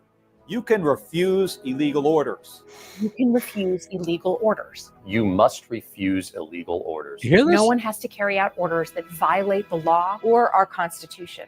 We know this is hard and that it's a difficult time to be a public servant. But whether you're serving in the CIA, The Army, Our Navy, the Air Force, your vigilance is critical and know that we have your back. because now, Unreal. more than ever, The American people need you. We need you to stand up for our laws. our Constitution, and who we are as Americans. Don't give up. don't give up. Don't give up. Don't give up the ship. Do you hear this bullshit? Complete As you bullshit. just heard, I mean, each one of the 6 Democrats Let's get said to the same Mark thing. McCallum. The commander-in-chief is out of control. He's pitting you against American citizens to enforce his authoritarian fantasies. See, for that they're talking about National Guard troops going into cities to clean out the crime. Yeah, and you do know, Rich, that they technically do have a point. No, they don't, and I'll prove Very that in no, a no. minute. Listen to me. I was in the Uh, service. Yeah, well, Technically, no, technically, they do have a point because if you are a soldier and you get, and the key word in my sentence here is clearly, if you get a clearly unlawful order, i.e., go into the town and Right. murder all the babies. right. Okay. But that's not Now, going to happen under Let me Trump. finish. Let me finish. That's not what's Yeah. happening here. I agree. If you get that level of clearly unlawful order, you can resist the order. However, Yes, I understand that. I never disputed that. yeah, That's not what I however- disputed. That wasn't what I was talking about. What I was talking about is they're saying that it is illegal for the president to send National Guard troops Yeah. into a city, Yeah, I agree. I was just pointing out that they actually technically do have a point. but they don't. But They I do, mean, no. Now let me explain why Okay. they don't. Okay, there's a provision. It's 10 USC 12406, which is under Title 10 of U.S. Code that gives the president the power to federalize the National Guard. And let me explain why.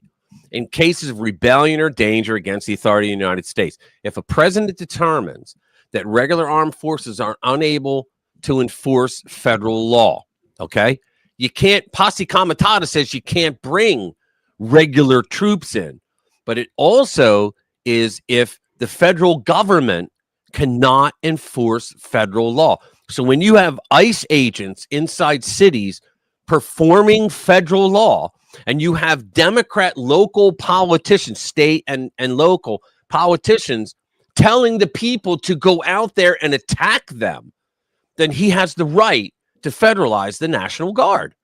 And they're saying that it's an unlawful order for him to do so. It's not.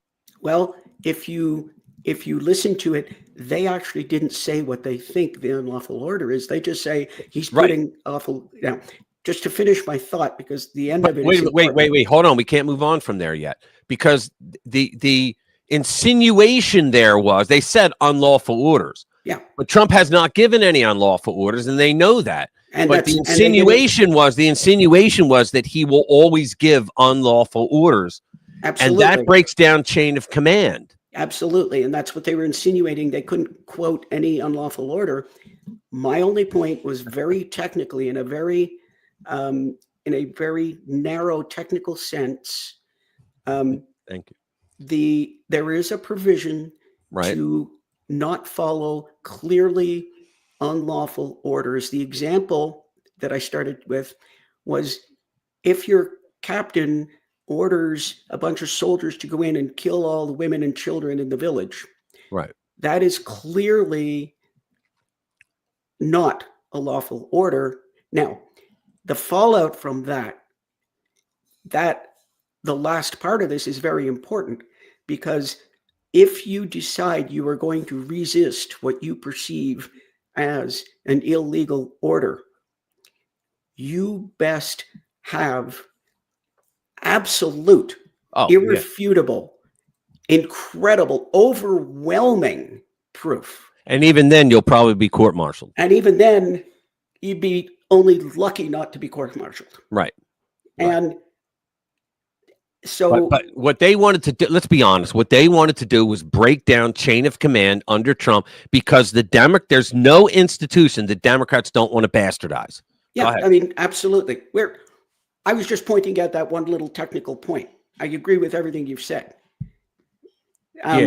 It's just that they were wrong in when they said that. They were wrong, because the president does have the right. He has that's the right what they were talking about anyway. Go ahead. He has the right to do everything that he has done, and they couldn't quote a single order. And let me tell you, you know what they say, when you take a shot at the king, you better not miss. Yeah, you better not miss. What's up, Budgie? What's up, Willies? Yeah, you better not miss is right. And I mean, so when let's get on with this, because this is it gets pretty good. You, the members of the military, you can refuse illegal orders. You, as members of the military, must refuse illegal orders. Yeah. You have an obligation to refuse illegal orders. The threats to our Constitution have never been greater, and you have every right. Indeed, it is your duty to stand against those threats. It was, frankly, a shocking.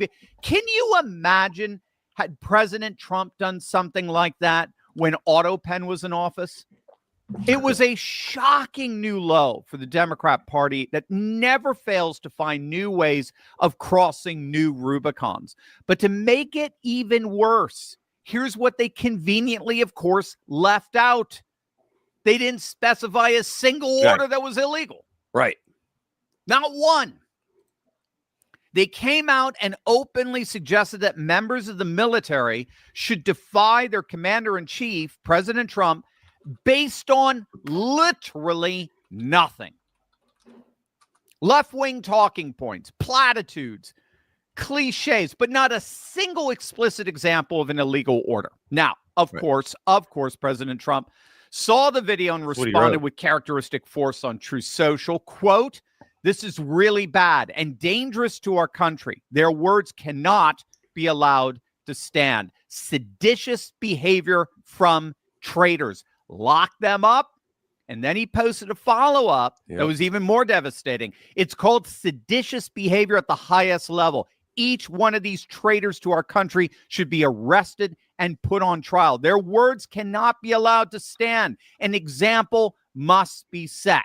So this is sedition. This is treason. This is insurrection. And then came the post that sent Democrats into an absolute panic. They went into a tizzy. Seditious behavior punishable by death.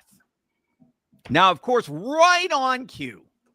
Yeah. Right now they're on victims. cue. The Democrats and their mouthpieces and the legacy media all freaked out, not at the seditious behavior of these lawmakers. Right. No, of course not. Never. Democrats are never blamed. They're always considered innocent until proven guilty. No, the real horror in all of this is how President Trump just responded. I can't believe it. How dare he? Oh, I can't believe it. Now all these 6 Democrats are the victims. That's what the Democrats always play. They're always the victims. Yeah, I'm sorry. And you could already hear Abby Phillip, right, at CNN. Now, Scott, it was really, what they said wasn't any big deal, was it, Scott? Right? That's her in her patronizing tone. But Scott, it's really not that bad what they said, is it? Is it really, Scott? I mean, they didn't really say what everyone in America heard, did they, Scott? So, of course, the legacy media who, remember, nobody's watching, by the way, anymore. Watch of Martha course, they all McCallum. began She takes them weeping, to gnashing task. their teeth in front of their dwindling audience. And I got to say, it was all to no avail. Kudos to them. Republicans, by and large, to their credit, did not back down. Congresswoman Nancy Mace did not mince words. President Trump is the duly elected commander-in-chief. This ongoing seditious conspiracy to undermine his authority is an act of war against the Constitution itself. They should all be investigated and charged for violations of U.S. Code 18, Section 2387. Every tool of justice should be It's a very on the serious table. thing, Now, guys. the U.S. Code You let that Nancy go? Mace is referring to there is entitled No chain of command. Activities Affecting Armed Forces Generally, Listen to this. Offenses, Punishment. So the U.S. Code, if you don't know, the U.S. Code is basically a systematic compilation of all the federal laws of the land, right? It organizes laws by subject matter into 54 titles, and it's updated with new editions every 6 years. So whenever you hear someone refer to U.S. Code such and such, that's what they're referring to. And U.S. Code 18 deals with, as Section 2387, deals with an anti-military insubordination, mutiny, or obstruction.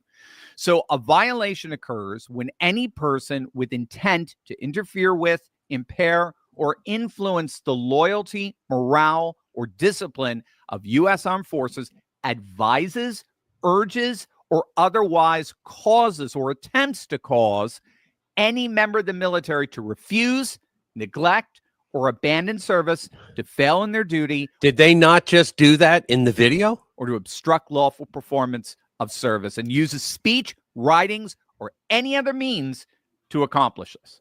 I mean, that's a pretty hardcore code. So bottom line, it is at best a federal crime, or at worst treasonous, to publicly urge and advise members of the military to disobey their superiors, particularly the commander-in-chief, and refuse to follow orders. It carries with it a prison sentence up to 10 years. It's not a trivial offense by any stretch of the imagination, and that's what Nancy Mace is calling for. Nancy Mace was hardly alone. Senator Marsha Blackburn. You're not going to believe what former left-wing news person says, too. It blew my mind. Called it inconceivable that elected officials would tell uniformed military members who've taken an oath to protect and defend the Constitution that they don't have to execute their mission. Senator Lindsey Graham, he called the Democrats' video, quote, despicable. But the backlash to that video wasn't just coming from Republicans and Trump supporters. It also came from some rather, shall we say, unexpected places. This is going to absolutely blow you away. But if there is a lesson for all of us in this, it's that the radical left and the deep state will stop at nothing to hold on. Here we go. All day long. Hold on. This is how we fight back, gang. Not with fear, but by protecting what's ours. Go right now. It's TurleyTalksCrypto.com and secure your future today. Right or wrong? This? Wrong. All day long. He's MAGA. Shut up. This is the truth. Okay? Saying what they said is not even close to illegal. It is not even close to any legal or logical definition of treason. And if you watch this show, I said last night when it came out, it was wrong to put the duty to check a president on the troops. It's on you. You have a constitutional duty. What an ugly irony that it's members of Congress asking this. It should be citizens who might be asking that. Right. You were supposed to check. It's why you raised your right hand. But what is it about now? They're looking for a fight. Fredo. Why? Because you want them to. Because you want a muscular response to Trump. You want him to stop walking all over you. You want him to stop getting away with everything and him calling the game all the time and controlling everything. You want a muscular response. That's why you want Newsom on Twitter, acting like fools. We're all acting like fools. Why? Because I guess we don't know any better anymore. But I know we're playing with fire, and I know worse is to come on this course. I don't like it. I don't want it. I will leave my family. I will enter unsafe conditions to cover it.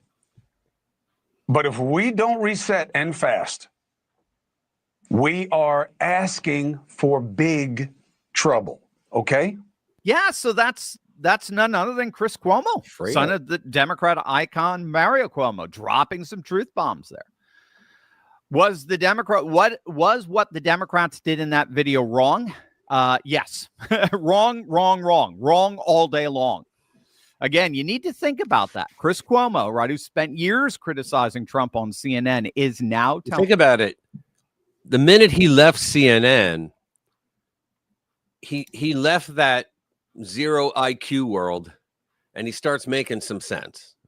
Democrats, they have gone too far.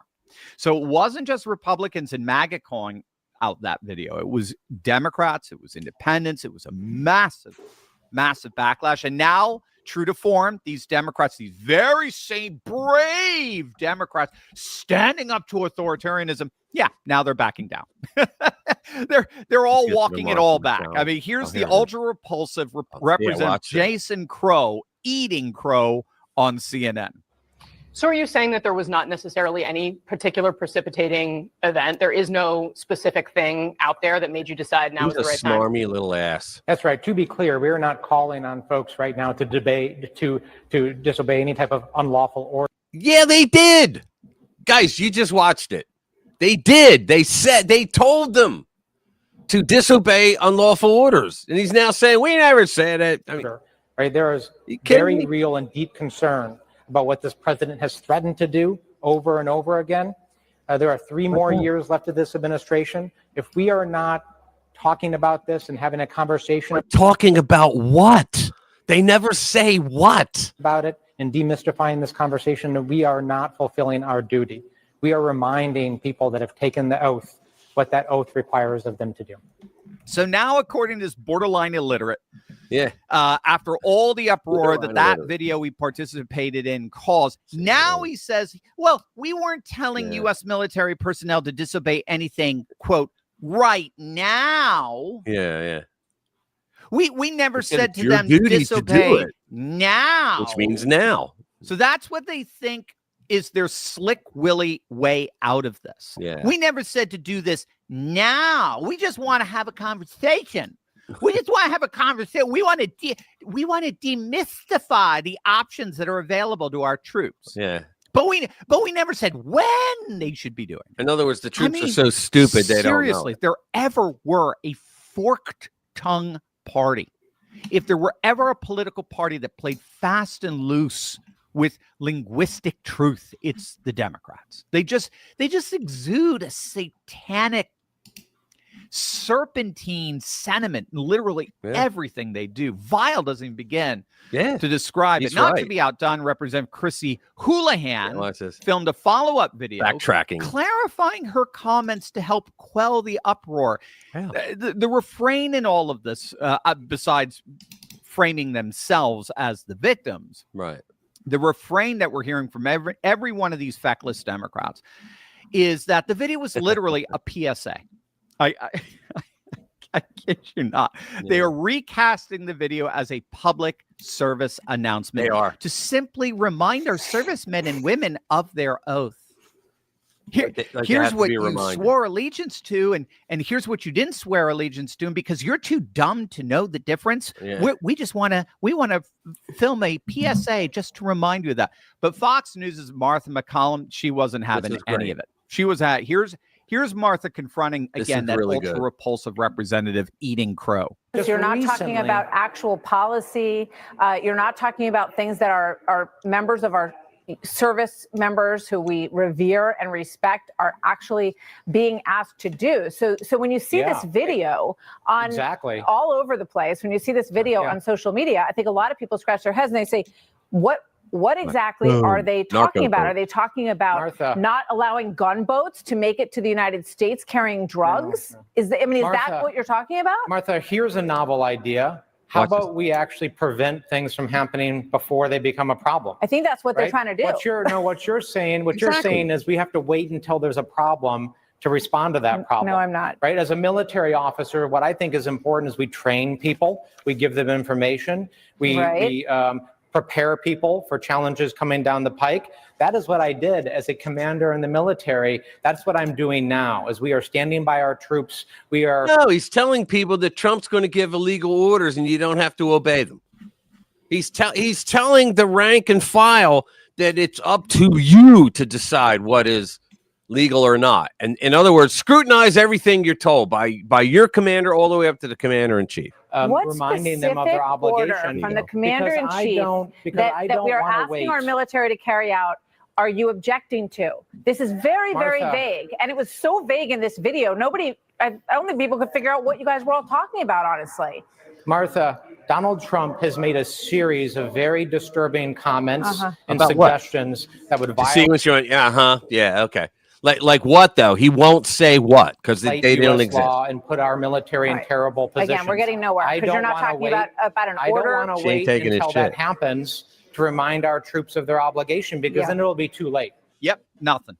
The forked tongue slithers from his lips again. Yeah, it's all bullshit. Yeah, they're pretty disgusting. They are disgusting people. Unbelievable. We got a little Beatles there. Yeah. It's unreal. In every one of their accusations, they never mentioned any illegal orders that he gave. Yeah, name one. They made a couple insinuations, but that's all they're good for. And since they don't believe in objective truth, but they believe in performative truth, they thought because they said it, that was the proof of what they said, because they said it. It's and they different. thought that people were going to fall for it, but they're not. It's different when we do it. Yeah, exactly. It's different when we do it. So anyway, let me get back to the story itself. I just wanted to share that with you guys because I watched it today and I was like, wow. Yeah, I saw it earlier too. That's why I was kind of looking around because I saw it earlier. Yeah. So let's see. Hang them, George Washington would. Yeah. Trump's comment triggering Newsom was hang them, George Washington would. Seditious behavior punishable by death. This is really bad. Yeah, we read all that. So a reported Mediaite said the Democrats' call to insurrection was in a video shared by Senator Elissa Slotkin from Michigan, features appearances from herself, Senator Mark Kelly, Crow, who's eating crow, and DeLuzio, and Holohan. And Maggie Goodlander, all of whom are veterans. See, you think they all just said, hey, let's get together. No, I think the party leadership said, find me some former veterans among our rank and file and see if they got the balls to go up and do a video. That's what happened. All right. And so they went up and stupidly did it. And they didn't think they were going to get any back. They like with the music that was in there, they literally thought they were going to be like unsung heroes of the day to stop the evil Trump. What scales are they using where high level government, not bureaucrat, but government legislators can stand up and encourage disobedience of the orders, and that is not insurrection, but a bunch of middle-aged and older people walking into the Capitol when they open the doors for them and staying mostly between the ropes. The velvety ropes, yeah. That is an insurrection. Yeah. General Mark Milley did it as a general. Yeah, Mark Milley, holy Christ. I'm surprised he hasn't been brought in for investigations. That when the Taliban, when Trump reached out to the Taliban and said, look, we're going to get out and we don't want to be there anymore. So we're going to facilitate this with you. And Milley didn't like it because, he like, the rest of the Democrats, they wanted to blow shit up all the time. So he didn't like it. And so he literally contacted some buddies. See, the chairman of the Joint Chiefs does not have a command structure. He doesn't have anybody under him that he can command. He's an advisor to the president, okay, and to the Secretary of Defense if the president's not available.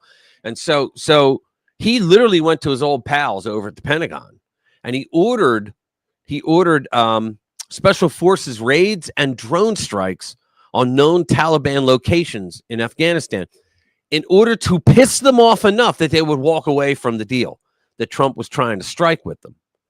Mark Milley did that. And I mean, that is treason. And that is going against the commander in chief. He went behind his back. And then that infamous phone call he made to his counterpart in China saying, don't worry, we're going to stop him from doing it. Trump never even uttered that he wanted to go to war or to bomb China. It never happened. And he said, oh, if it looks like we're going to go, I'll call you and give you a warning. Yeah, we'll warn you. We'll warn you. Just unreal, these lib nuts. They're just freaking unreal. And somehow this is tolerable. I'm telling you, man. It's crazy, is it not? Here we go. This is a good one. I got to get past the it's Rumble, so I got to get past the. Wait a minute. Why is that not? Hold it. But yeah, you know what happens to somebody who's found to be giving aid and comfort to the enemy in times of war? What's that? Summary execution. Yeah. Where the hell's the volume on this thing? If it's like me, there's usually a tiny little button that I forget to push. Yeah. All right. Now I'm going to bring it over. Where are we? Yeah, this is pretty good. Who are the colonizers? Okay, ready? Now, I want y'all to take a look at this right here. Look at this. All of this land that you see highlighted in green, all of that is land that was conquered between the 7th and the 9th century by the white man. Look right here. Watch. Okay. So, oh, I'm sorry. Wait, so that Egypt, okay. Yeah. Morocco, the Berbers. Yeah. I'm sorry, folks. Eesh. No, that ain't the map for the white folks. No, I'm sorry. This is the land, many nations and tribes that have been colonized by Islam.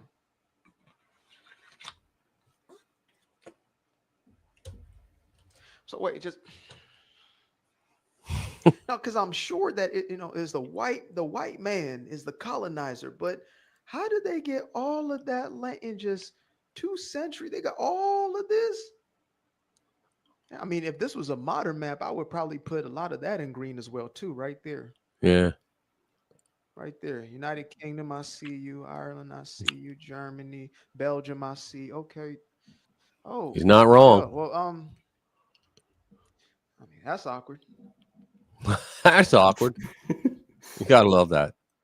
Yeah, that was good. Yeah, that's awkward. Oops. Yeah. If only President Trump had the authority to nominate an attorney general. But we now vote for the lower court federal district judge as commander in chief. Yeah. Buddy Holly lives. I never heard that. But yeah, here we go. The most misnamed woman on television today, Joy Behar, just put ABC on the brink of another huge Trump lawsuit. Let's make this bigger. Yeah, why is the most depressing show on cable led by 2 women by the name of Joy and Sunny? I know. Not to mention Joy Reid, which is another bubble. Yeah, another delight idiot. herself. Yeah. ABC News might find itself staring down another expensive defamation lawsuit from President Trump. And honestly, it wouldn't come as a shock.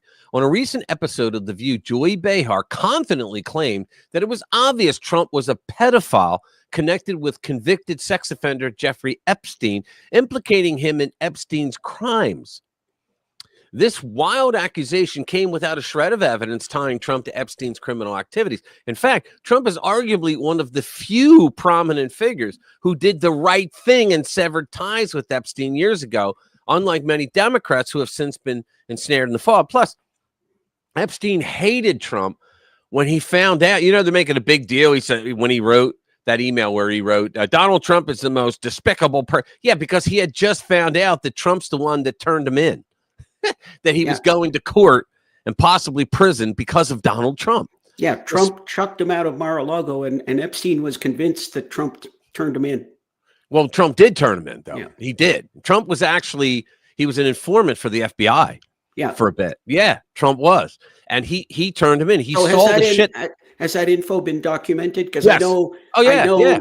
They had. They kept it a little hush hush.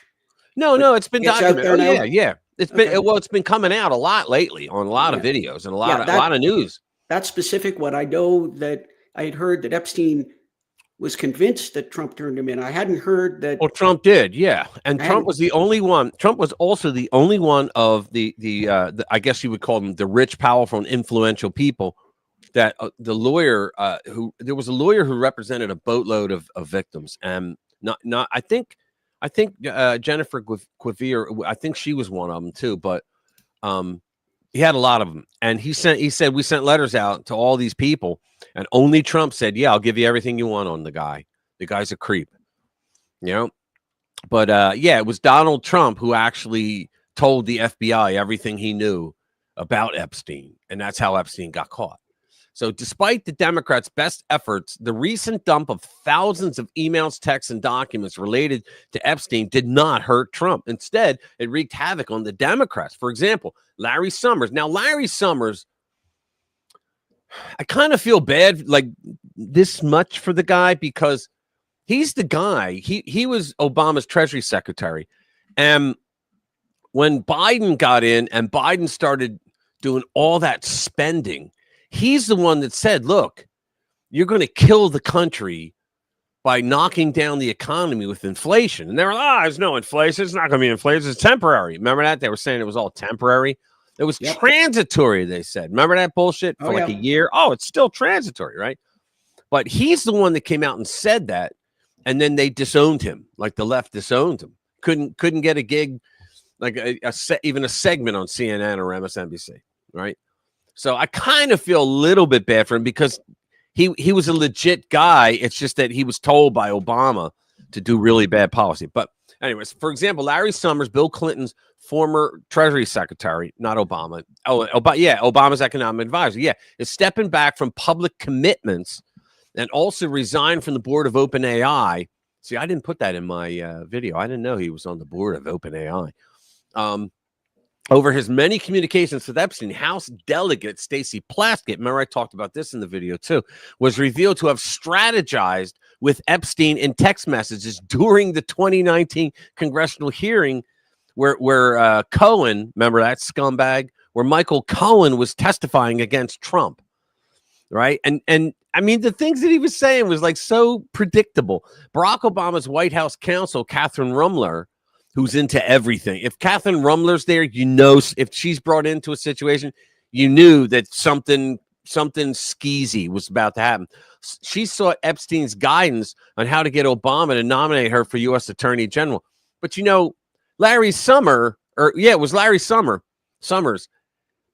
This was after Jeffrey Epstein was a convicted pedophile, right? After he was convicted on texts, he asked him for dating advice.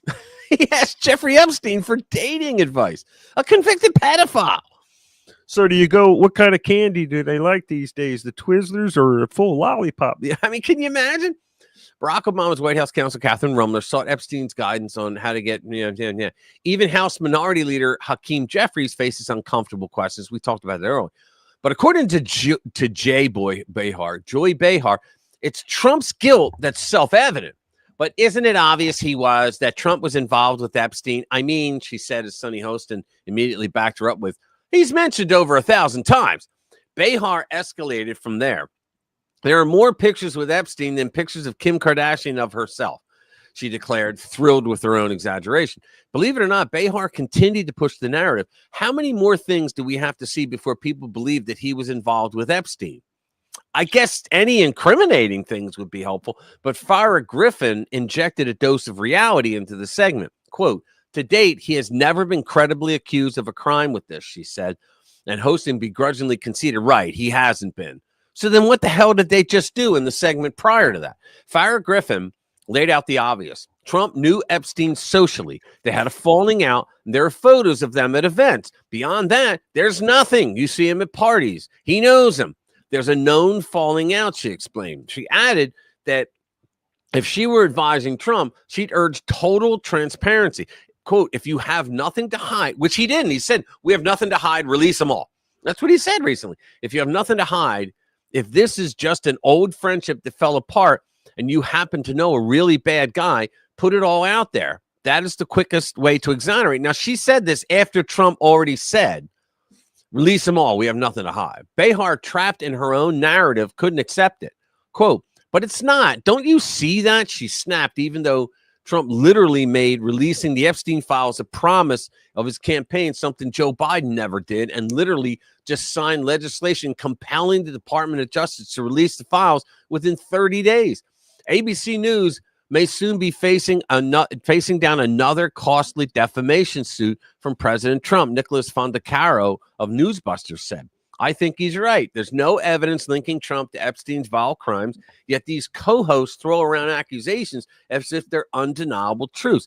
Death by 1,000 cuts of Democrat bullshit. That's what this is. It's all part of it. They're a large symbiote. They don't even have to explain to each other what to do. They just know. The absurdity of using decades-old photos of the two men at public events decades ago, ignoring the fact that Trump cut off ties with him well before the world knew who he was, and should have been the end of these baseless accusations. Trump has already gotten a $15 million settlement from ABC News, George Stephanopoulos, right, when he called him a rapist, a convicted rapist. He was never even charged with rape. Something tells me that Trump could get even more if he sues ABC again over Behar's false claims. And he should. And he should. Yeah, Trump finally said, you know what, screw this. I'm suing people now. I'm going to sue them over it. Fuck them. Take them down. Yeah. Transient inflation. Specific islanders. Yeah. So let's go. Let's see if we got. Let's go up top. Do we want to bother talking about Ukraine this evening? We can, but I was pulling up another Democrat. Yeah, Ukraine is getting boring. Yeah, I know. Here you go. The largest funder of Al-Shabaab is the Minnesota taxpayer. How some of the state's welfare funds ended up in the hands of a terror group. Anything that has to do with Ilhan Omar's and Tim Walz. Tampon Tim Walz. Minnesota is drowning in fraud. Billions, what do you hear this? Billions of taxpayer dollars have been stolen during the administration of Governor Tim Walz alone. And he wanted to be vice president. Democratic state officials overseeing one of the most generous welfare regimes in the country are asleep at the switch. And the media, duty-bound by progressive pieties, refuse to connect the dots. In many cases, the fraud has allegedly been perpetrated by members of Minnesota's sizable Somali community. Federal counterterrorism sources confirm that millions of dollars in stolen funds have been sent back to Somalia, where they ultimately landed in the hands of the terror group Al-Shabaab. As one confidential source put it, quote, the largest funder of Al-Shabaab is the Minnesota taxpayer. Our investigation shows what happens when a tribal mindset meets a bleeding heart bureaucracy, when imported clan loyalties collide with a political class too timid to offend, and when accusations of racism are cynically deployed, to shield criminal behavior. The predictable result is graft, with taxpayers left to foot the bill. If you were to design a welfare program to facilitate fraud, it would probably look a lot like Minnesota's Medicaid Housing Stabilization Services program. The HSS program, the first of its kind in the country, was launched with the noble goal to help seniors, addicts, and the disabled and the mentally ill secure housing. It was designed with low barriers to entry and minimal requirements for reimbursement. Nonetheless, before the program went live in 2020, officials pegged its annual estimated price tag at $2.6 million. Costs quickly spiraled out of control, of course. In 2021, the program paid out more than $21 million in claims. Look, you want to create a long-ass line? Give away something for free. In the following years, annual costs shot up to $42 million, then $74 million, then $104 million. Wow. During the first 6 months of 2025, payouts totaled $61 million. That's the first 6 months. Wow. On August 1, Minnesota's Department of Human Services moved to scrap the HSS program, noting that payment to 77 housing stabilization providers had been terminated this year due to credible allegations of fraud. Of course, Joe Thompson when you bring so many people from there to here, right? When you bring third world country from there to here, then here eventually becomes there. That's the simplest explanation. And that's what they did up in Minnesota. On September 18, Thompson announced criminal indictments for HSS fraud against Mokhtar Hassan, Aden Mustafa, Daib Ali, Khalid Ahmed, Daib, come on with these names, Abdifita, Mohammed, wait a minute, Mahmoud Mohammed, Christopher. How'd they get a Christopher in there? Oh my goodness. Adesole Falad. All right, I'm going to skip them. 6 of whom, according to U.S. Attorney's Office spokesperson, are members of Minnesota's Somali community. Thompson made clear that this is just the first round of charges for HSS fraud that his office will be prosecuting. Most of these cases, unlike a lot of Medicare fraud and Medicaid fraud cases nationally, aren't just overbilling, Thompson said at a press conference announcing the indictments. These are often just purely fictitious companies solely created to defraud the system. And that's unique in the extent to which we have that here in Minnesota. Now, think about that. Isn't that what the mob did? They created all those fronts, those storefronts that they could just that they could just commit fraud to. They could launder money through, and make claims for free money from the government. Isn't that what they did? Crazy. Now I remember the story I heard from Ilhan Omar was she had a lot of women that she knew or, you know, was simpatico with because they were from Somalia. And she taught them how to really stick it to the system, to the taxpayers, because she said that, like, they sat around all day raising all the children's that they had, right? All their children's. So the husbands weren't working. They were all on welfare. The husbands weren't working because they were plotting how to kill Americans and how to take over the country all the time, right? So she told them, you know that all of you got 3, 4, 5, a dozen kids, right? Well, you can make money off that. How can we do that? Turn your basement into a daycare center, because the state will pay you money to run the daycare center and then pay you per child as well, as long as they meet the criteria, which they all did because nobody works, right? They're all on welfare. So she said you could do that. And she apparently, don't fact checkers, don't quote me. I'm saying I thought I read, but I could be wrong, that she helped them get the information of how to set this all up. And then she told them, well, you know, like say there were 4 of them that she was telling this to. She said, well, the 1 week you could all go there for 2 days and there for 2 days and there for the Friday. And then you mix it up, right? And then you all get paid for each one of your basements plus the kids that are in there. And you could bring other kids from the neighborhood in if you want to, and you'd be getting that money. Because they were just sitting around taking care of their children anyway, right? So why not get paid for it by the taxpayers? I mean, you ask me, there's a deportation and denaturalization order right there for Ilhan Omar. They need to look into that. Up your ass so far you can brush your teeth with. Wow, that's funny. What's that? I'm sorry. Yeah, I think you need to look into Omar. Yeah, I mean, she's another one. She's like worth like, she was like worth like, what was it, like $30-some thousand, and now it's like 12 million. You know, AOC was worth 29,000. Now she's worth 12.5 million. Seriously. Oh, here's a great one. This will make you laugh. This will make you laugh. Eric Fartswell announces run for California governor. Vows to be protector and fighter. Unbelievable. So Representative Eric Fartswell announced on Thursday he's launching a campaign for California governor in 2026. The congressman and longtime foe of President Donald Trump made the announcement during an appearance in the late night show of Jimmy Kimmel Live. Do we have this? Is there a video? Please tell me there's a video. Nah, there's no video. Damn it. So Fartswell is going to run for governor. 1, keep Trump out of our home, streets, and lives. How is Trump in your home, streets, and lives? He's going after illegal aliens to make your constituents, your community safer.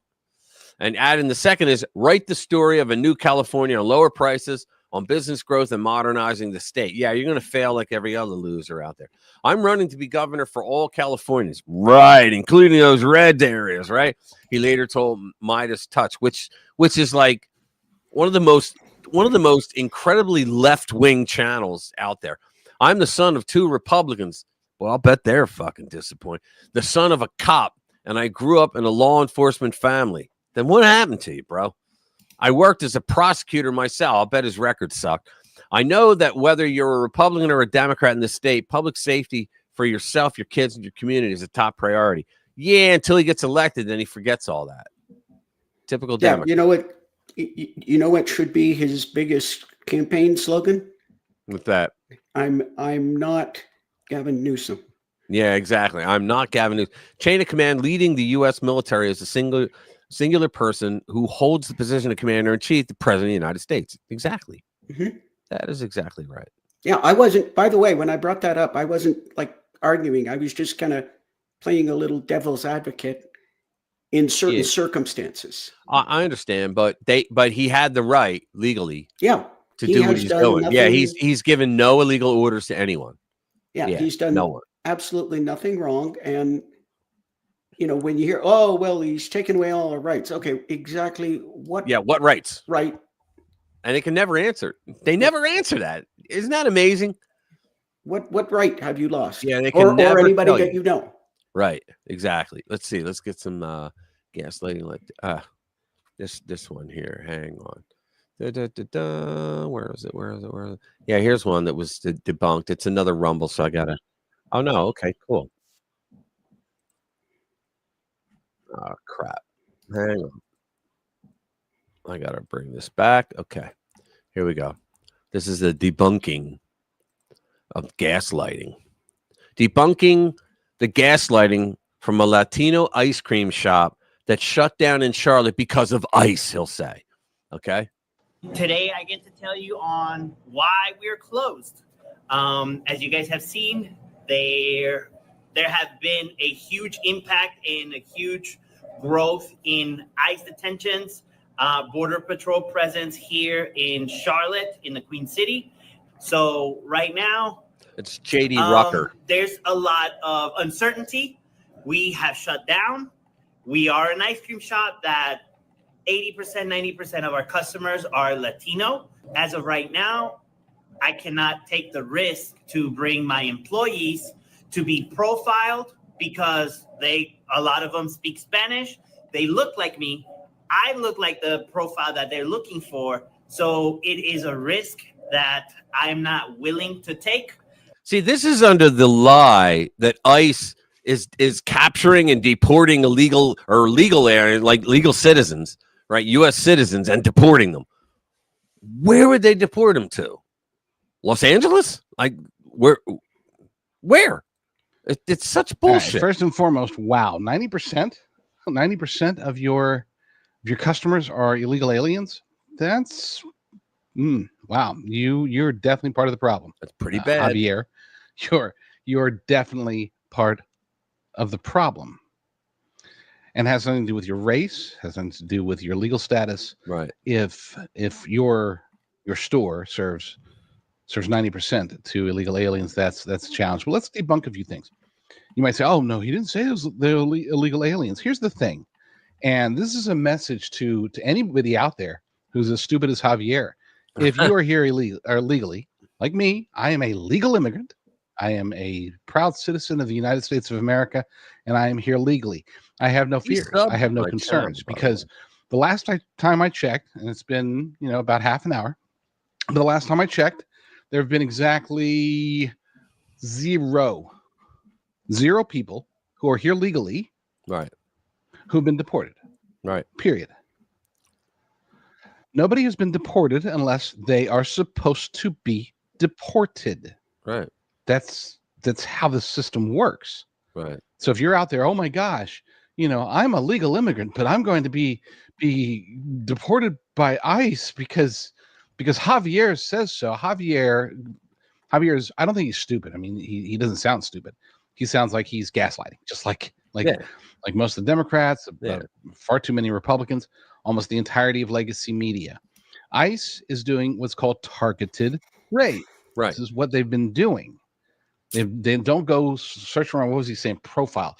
They're not looking. Oh, look for the Hispanics. Look for the Latinos. Yeah, it's not what's going on. There's one. Go grab him. Throw him in the van, and let's get him out to settle down El Salvador. That's not what's happening.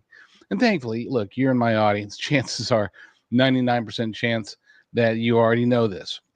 But we have people like Javier who are out there. They're spreading misinformation. They're spreading lies. I mean, again, this is a question. I don't think he's stupid, but those are the only two possibilities. Either Javier gaslighting or stupid, just insanely stupid. Like, sort of like, why would he be a business owner? Kind of stupid. He should be wearing a helmet. Kind of stupid. Or he's telling a bald-faced lie to gaslight, to indoctrinate, to brainwash, to get people all scared. Oh my gosh. Well, that's what they do, though. That's what the left does. They lie. They lie about everything. Everything about them is phony, fake, fraud. Let's see what's next. So the Australians are going batshit crazy. That's a good story. It's very short. Where is it? I don't see it. Just below the middle. Batshit crazy. Oh, okay. Batshit crazy experts on parents. Yeah. Changing their diapers. Yeah, this has been around for a while, but now it's come back for whatever reason. Linda, we have a resident Aussie in here. So experts urge parents to ask babies for consent before changing their diapers. A group of we're not shitting you, pun intended. A group of early childhood development researchers in Australia is advising parents to begin asking infants for consent before changing their diapers, according to a November 2025 guide released by Deakin University, as reported by the New York Post. The recommendations outline a new approach to diaper changing that encourages parents to communicate with their babies about the process, even though infants cannot yet speak. Quote, at the start of a nappy change, ensure your child knows what is happening. Oh, good Lord. The guidance suggests that parents should take additional steps once notifying a baby of the diaper change. Quote, then you can say, do you want to walk or crawl with me to the changing table, or would you like me to carry you? How many of you think this? Researchers recommend observing a child's facial expressions and body language to check if they understand what is happening. How many of us think they understand? Quote, this can be a time to help children learn about consent and how their bodies work, the authors wrote. They did not respond to a request for comment from the Post. Of course they didn't. The suggestions fall under what is commonly referred to as gentle parenting, a child-rearing method that emphasizes empathy, communication, and connection over traditional forms of discipline. Do you imagine you go from woo to it? Hey, would you like me to change that diaper? The approach is often associated with millennial and Gen Z parents, of course, as has generated significant debate online. The Deakin University guide also encourages involving infants directly in the diaper changing process. Would you like to change your own? Can you imagine? Parents are advised to ask questions such as, can you please lift up your bottom so I can slide your nappy out? We're talking infants, guys. Research has said that these habits plant the seed of the idea that a child has a right to say what happens to their body. Good Lord. Start this when they have an idea of what the hell they are in the first place. Yamilis Diaz, Yamalis, whatever, a clinical child psychologist with NYU Langhorne Health told the Post that involving babies verbally during diaper changes can help prepare them for future conversations about bodily autonomy. Quote, this is more about, you know what I hear when that's what I hear when I'm reading this shit. This is really more about, what's that? Really? Yes. This is more about integrating the teaching of consent into an adult's parenting practices early on, Diaz said. It's aimed at increasing the parent's awareness of all the ways that the need for consent occurs in a child's life. Yeah, okay, we'll teach them that when they're a little bit older and could handle it. Or let's basically say they could understand it. They don't speak English yet. Why would you? That's like talking to a dog. Would you like to go out for ice cream or pizza? One woof for pizza, two woofs for ice cream. There you go. Diaz added that beginning these discussions early helps establish comfort with boundary setting. Parents and kids will be more comfortable talking about and establishing boundaries. Oh, good Lord. 2 questions. Sure. The first one is mostly a solicitation for opinion, but I don't know any other mothers who pretty much That's funny, man. didn't or don't talk constantly to their infants and babies. Yeah. Okay. I mean, don't you see that? Mom's got to be, oh, you're so, and you're talking to the baby constantly. Almost. Yeah. The second question is, what drugs are these people on? They're better than anything I've seen. I'm telling you, man. I'm telling you, that's the kind of dumb shit that liberals are known for, like coming up with at universities and think tanks. I know I'm an open volcano that wants to have a meeting with these people. Yeah, do these people get up and take a heap and helping a stupid for breakfast? I think they do. I really do. Good Lord. So let's see. That's another good one.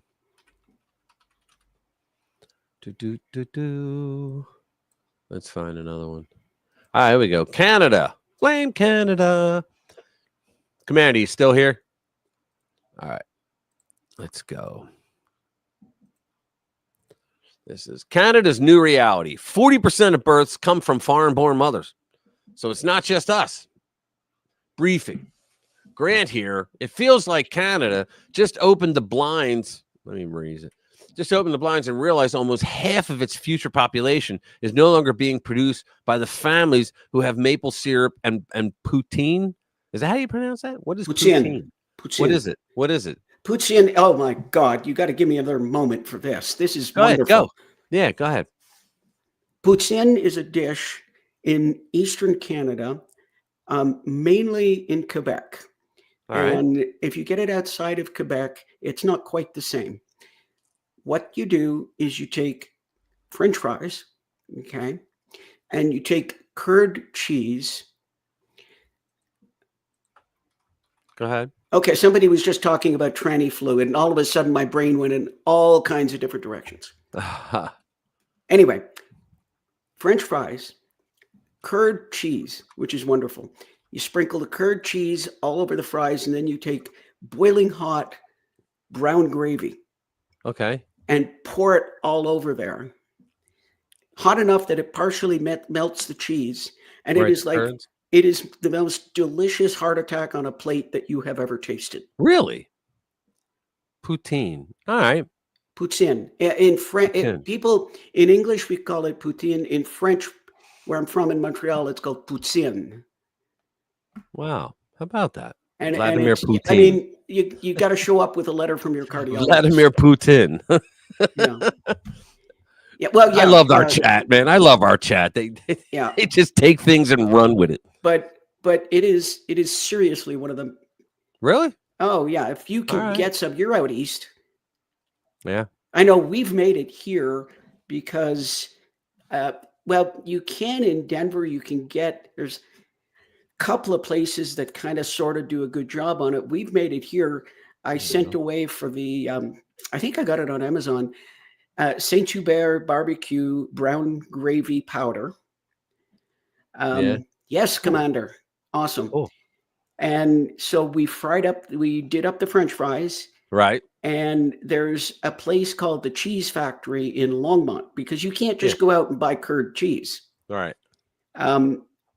Because curd cheese has to be very fresh. If it's a day old, doesn't taste right. So you go up to the Cheese Factory, and then I'll give you a guess what they sell there. Cheese. Snarf yourself some curd cheese. So I cook up the gravy. We got the fries, oh my God. I hadn't had poutine at that point for so long. It was wonderful. Cool. All right. So I think I lost myself here. We were talking about poutine. Where is it? Actually, we were talking about tranny fluid. I still want to know what that was about. My girl just showed up, and I need to replace her tail lights and add some tranny fluid. Yeah, I was saying, is that what they're calling it now? I was just going to say, is that a new euphemism? Yeah, is that what they're calling it now? You know, with the young kids? You know? Okay, so let's start here. Canada just released a number that should set off national debate, but it seems to have slid by practically unnoticed. More than 40% of newborns, you know what it is? They heard it and they got it here. But then they realized with experiences that we've witnessed online and, you know, videos online and on TV and news, that the amount of shit that you're going to catch for saying this is wrong. You know, people don't like being called racist because obviously every foreign born is a person of color, right? That's what we're supposed to believe, right? And so, of course, it went by practically unnoticed because nobody wanted to notice it. Because you get in trouble if you speak your mind, especially up in China, right? More than 40% of newborns now have foreign-born mothers, a figure that has nearly doubled in less than 30 years. And to be clear, there was no public vote on this direction. Was there here under Biden? And nobody knew Biden was going to do that. Like, he said that he would help find a pathway to citizenship. That's what they talk about. But nobody knew he was going to let 20 million in. No referendum, no point where the country was asked if this was the demographic future it wanted. Because the leaders, they don't give a shit what the people think. Here's the chart that finally forced people to look. Let's see. The source. In 2024, more than 2 in 5 newborns, 42.3% in Canada, had a foreign-born mother, a mother who was born outside Canada, a proportion that has nearly doubled in just over a quarter of a century. The adjusted proportion of foreign-born women among women of childbearing age was estimated at 32.2% in 2021 census, slightly lower than the percentage of births to foreign-born mothers, which was 33% the same year. This trend has been observed in the last 5 censuses, suggesting that foreign-born women are more likely to give birth in Canada than Canadian-born women the same age. Wow. I'm not reading all that.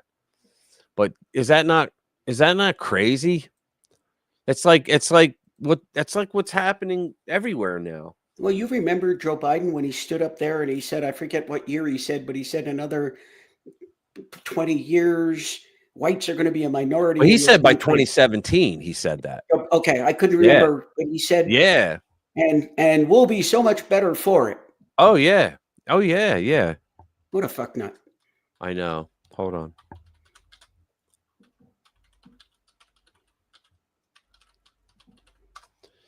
Yeah, I want to play that. And I want to point something out. Hang on. I'm going to find it because I want to point something. It was in 2017 and well, I think he said it in 2016 when Trump was elected because he was on some kind of whatever thing they were doing. And yeah, here it is. So hold on. Here we go. All right, I'm going to bring it up. This is unbelievable that he said this, and everybody went, "Oh yeah, okay, cool." Here, watch this. All right. Not only our Muslim communities, but African communities, Asian communities, Hispanic communities, and the wave still continues. It's not going to stop, nor should we want it to stop. As a matter of fact, it's one of the things I think we can be most proud of. So there's a second thing in that black box. What's that? An unrelenting stream of immigration. Nonstop. Folks like me who were Caucasian of European descent. You hear this? For the first time in 2017, will be in an absolute minority in the United States of America. Wrong. Absolute minority. Fewer than 50% of the people in America from then and on will be European stock. That's not a bad thing. Oh, it's not? That's a source of our strength. Oh, okay. The source of our strength. Now, I want to play it again, and I want you to notice As a matter something. of fact, who is this asshole right on the right? Do you know who that is? No, yes, that's Alejandro Mayorkas. Alejandro Mayorkas, who became, when he became president, when he stole the presidency, he became his Secretary of Homeland Security, who opened the borders Is that not ironic that he's talking about we're going to be an absolute minority when we're not? I think we're still like 69% the country. But I mean, isn't that something that they were thinking about it back then? Is that not nuts? It's not a bug, it's a feature. Yeah, exactly.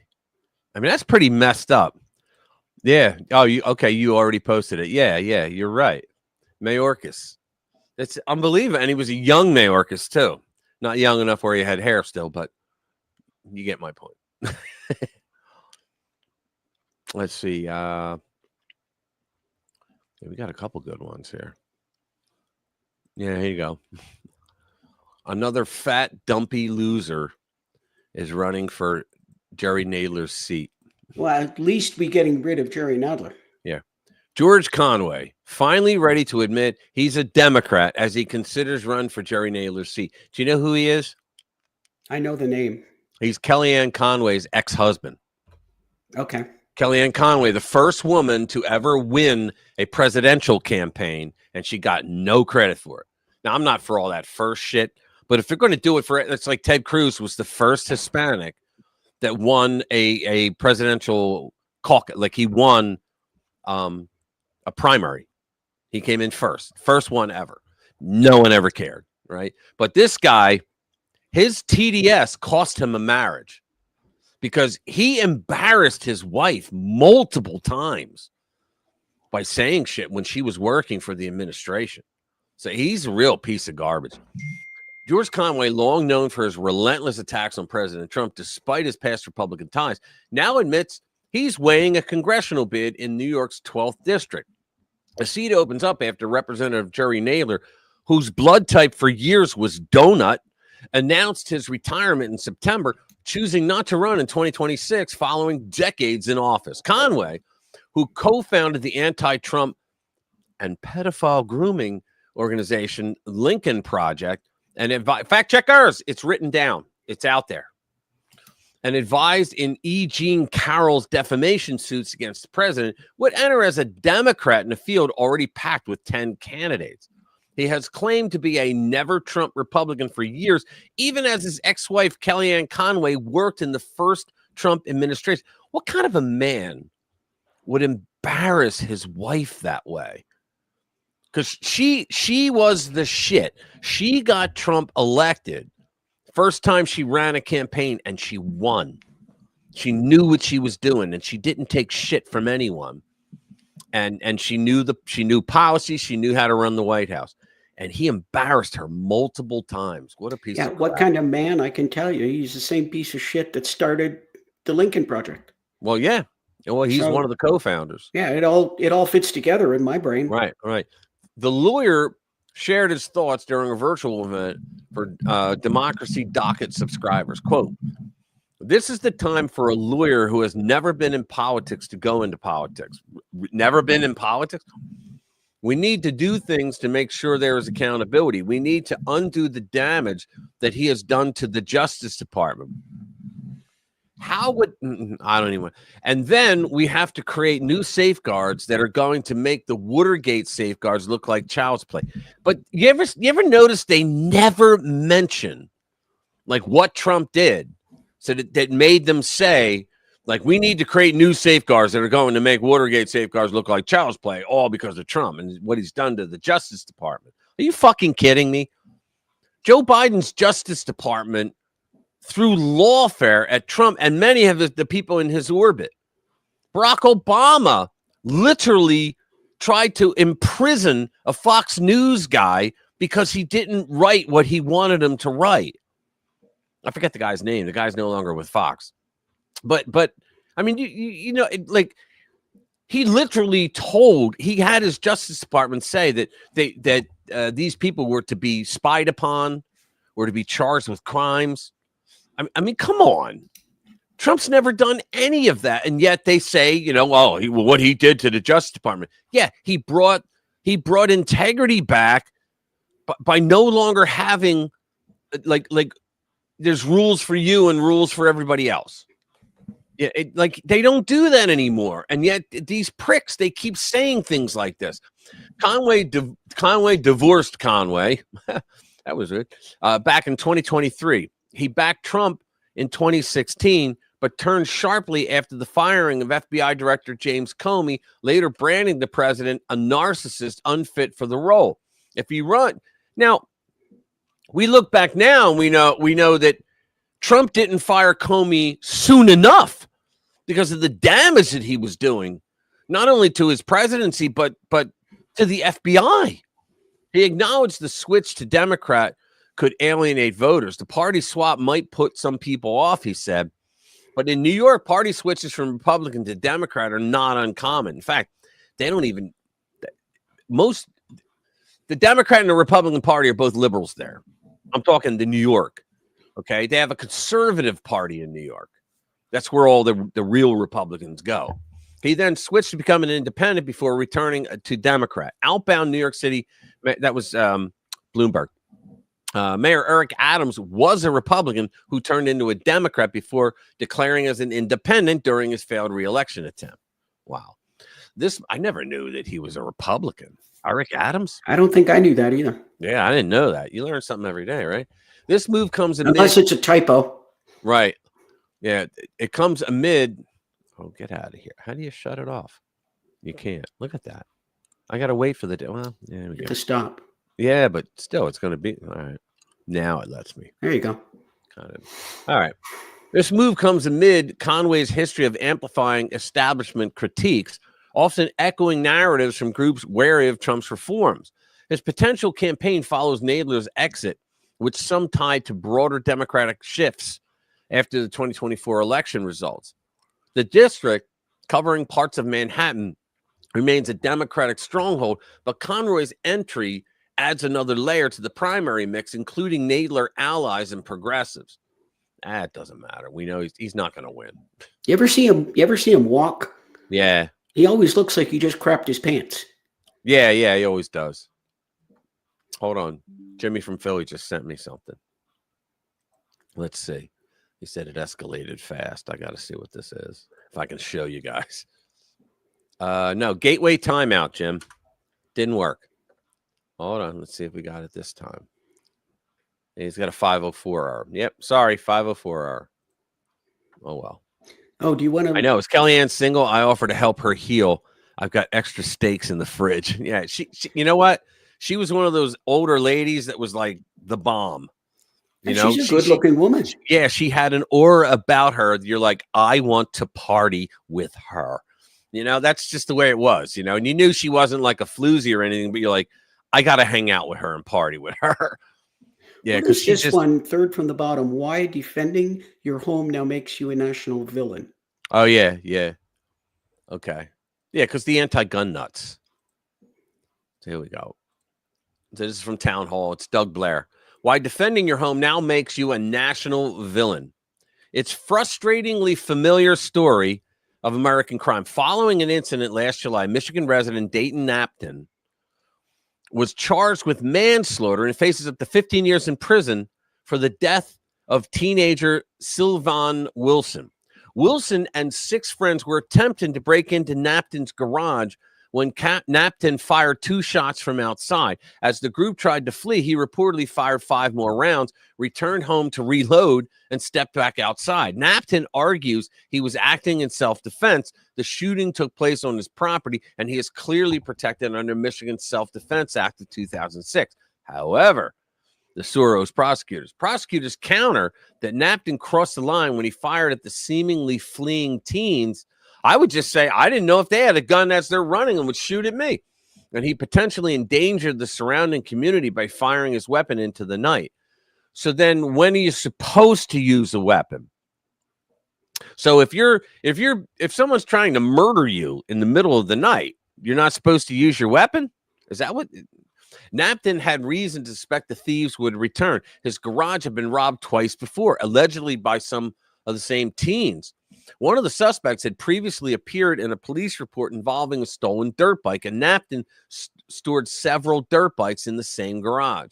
In an earlier era, this would have remained a local story. Burglary gone wrong, thief dead, details at 11. In today's hyper-national and hyper-partisan environment, cases like this quickly become emblems of national dysfunction.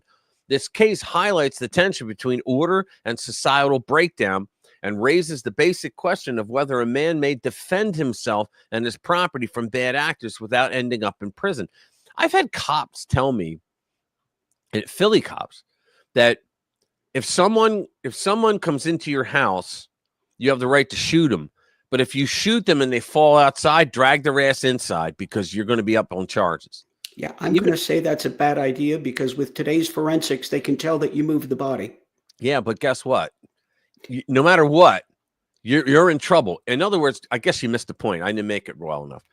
If you shoot someone in your house because they're trying to kill you and the guy falls outside, you will be charged with a crime because he's outside.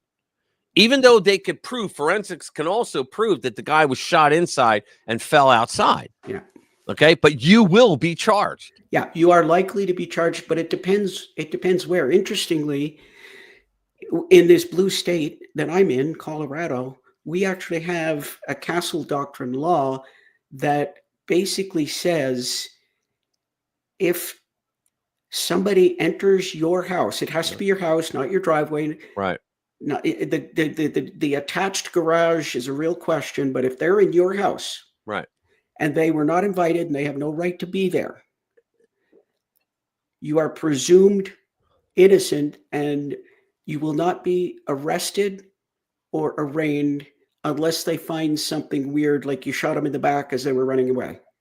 Yeah, but I see, I disagree with that too. That's just me personally, like, because there are incidents where the guy shot at him, the guy starts running, and because he's running away, the guy doesn't shoot back, but the guy turns around real quick and shoots him and kills the owner of the house. Or he turns around and shoots, and then as the owner comes to react, he turns back around. No, I'm with you on that one. I was just talking about the Colorado law. I understand what you're saying. I just totally disagree. But if a scumbag, go ahead. Yeah, I was just going to say the interesting addition to the law in Colorado that your proof against criminal charges, it also provides that you cannot be civilly charged. You can't be sued. So the young scholar that was just trying to do whatever he was going to do to your family when he came into your home, of course, that was just about to go to medical school and take care of his extended family. Right. They can't sue you. We still have a couple of good laws left in Colorado. That's amazing. But I just think that your home is where you raise your kids. It's where you live. It's where you have the utmost of privacy. And if some scumbag breaks and enters into your home, I think you have the right to do away with them. I consider breaking into my home an act of suicide. Yeah. I'm telling you. I just think that let's take away, homicide and kidnapping and rape. Okay, the top three. But breaking into a person's home is one of the worst things that you could do to people. Because the psychological bullshit that they got to go through after that, they never feel safe in their home anymore, right? But I mean, think about that. You feel violated. And it is totally even, I mean, growing up as a kid, our house got robbed 9 times. 9 times, right? Just have Dr. J do the autopsy. Yeah. Well, she's retired now. But I'm retired. Yeah. But I mean, we were robbed like 9 times. And each time you come home, Jimmy from Philly's back in the house, guys. Every time you come home, you see all the shit lying around, like they empty the drawers out and go through shit. You see all that shit and you're like, damn, it just knocks you for a loop. Right.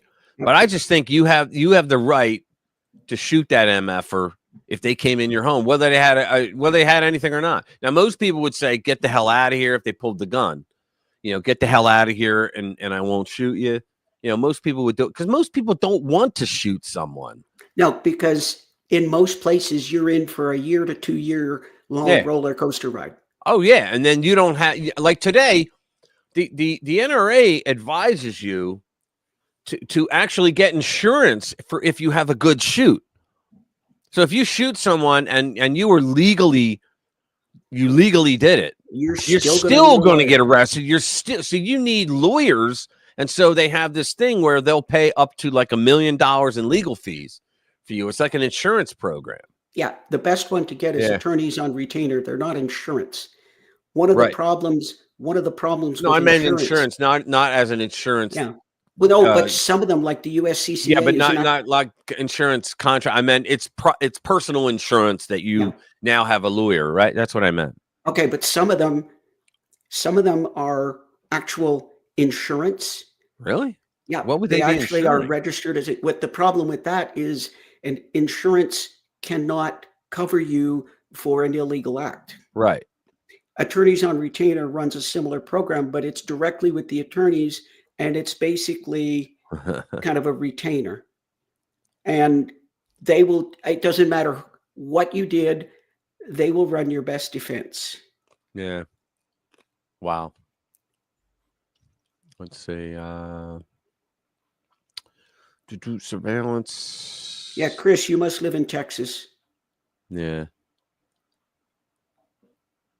Oh, and one comment on the gun went off by itself. Yeah. I'd be careful with that one, because I know my brother-in-law once said that if that happened to him, he would just, the first thing he would say was, "Oh, geez, it was a mistake." And I said, "Great, you've just pled guilty to negligent homicide." Yeah, negligent homicide, right. Okay, so they don't get you for murder. I don't know. Now you've just pled guilty. You saved the state some money. They just throw your ass in jail with your confession. Yeah. So be careful with that one. I don't know if I should do this next one. It's from Not the Bee. I'll just give you the headline. Tell me if you think we can get in trouble. It's from Not the Bee. The Washington Post, a real newspaper, celebrates gay sheep fashion show hosted by gay sex app. I saw that earlier. I think that is the most From Grindr. bizarre, hilarious thing that I've seen in a long time. And we're going to run it. Given that you're just quoting the Washington Post, Right. I don't know that you could get in trouble, really. Right. Fact checkers. I'm just reading. This is from the Washington Post. It has nothing to from do the with Washington RPW Post, right? media. Not the Bee is reporting the Washington Post, and I'm just reading it. Okay. Washington Post, a real newspaper, celebrates gay sheep fashion show hosted by gay sex app. Grindr organized a fashion show made from the wool of gay sheep. He writes, is everything okay at WAPO? Because I don't think that everything is okay. Then you have Sean Davis. This is an actual screenshot from the Washington Post homepage. Not a joke. This is real. Once likely to be slaughtered, gay sheep find refuge and a bit of glamour. Grindr, look at this. Grindr partnered with Rainbow Wool and designer Michael Schmidt to create a fashion show featuring clothing made entirely from the wool of gay sheep. Wait, what? All right, a gay sheep Grindr fashion show. Yeah, I didn't believe it was real either, so I looked it up for myself. It's real. It's on their style page. We won't bring it up because I don't have a subscription. I'll never. Dear designer Michael Schmidt is best known for his work in metal. He made chainmail dresses for Cher, jewelry for his longtime collaborators at Chrome Hearts, and a metal gown for Doha Cat. All right. I don't know who that is. That was inspired by Tina Turner, another former client, but he is also an avid knitter. And so he jumped at the chance to do a collection woven entirely from the wool of gay sheep. Wait, what? I want to know. This is really bad. I want to know, how do they know the sheep are gay? Read on. Okay. Wait, what? Indeed, here's more. As many as 1 in 12 sheep are non-procreative but show an interest in other rams. Oh, wow. These non-procreative, male-oriented, for our purposes, gay sheep require just as much care as feeding their procreative peers. But because they don't produce offspring, some farmers consider them an economic drag. They're often slaughtered. Oh, no, they're killing them because of their gender Can I point preferences. Can I point something out? Sure. Anybody here who eats meat, which I'm not going to take a poll, but you do realize that the meat we're eating, unless it's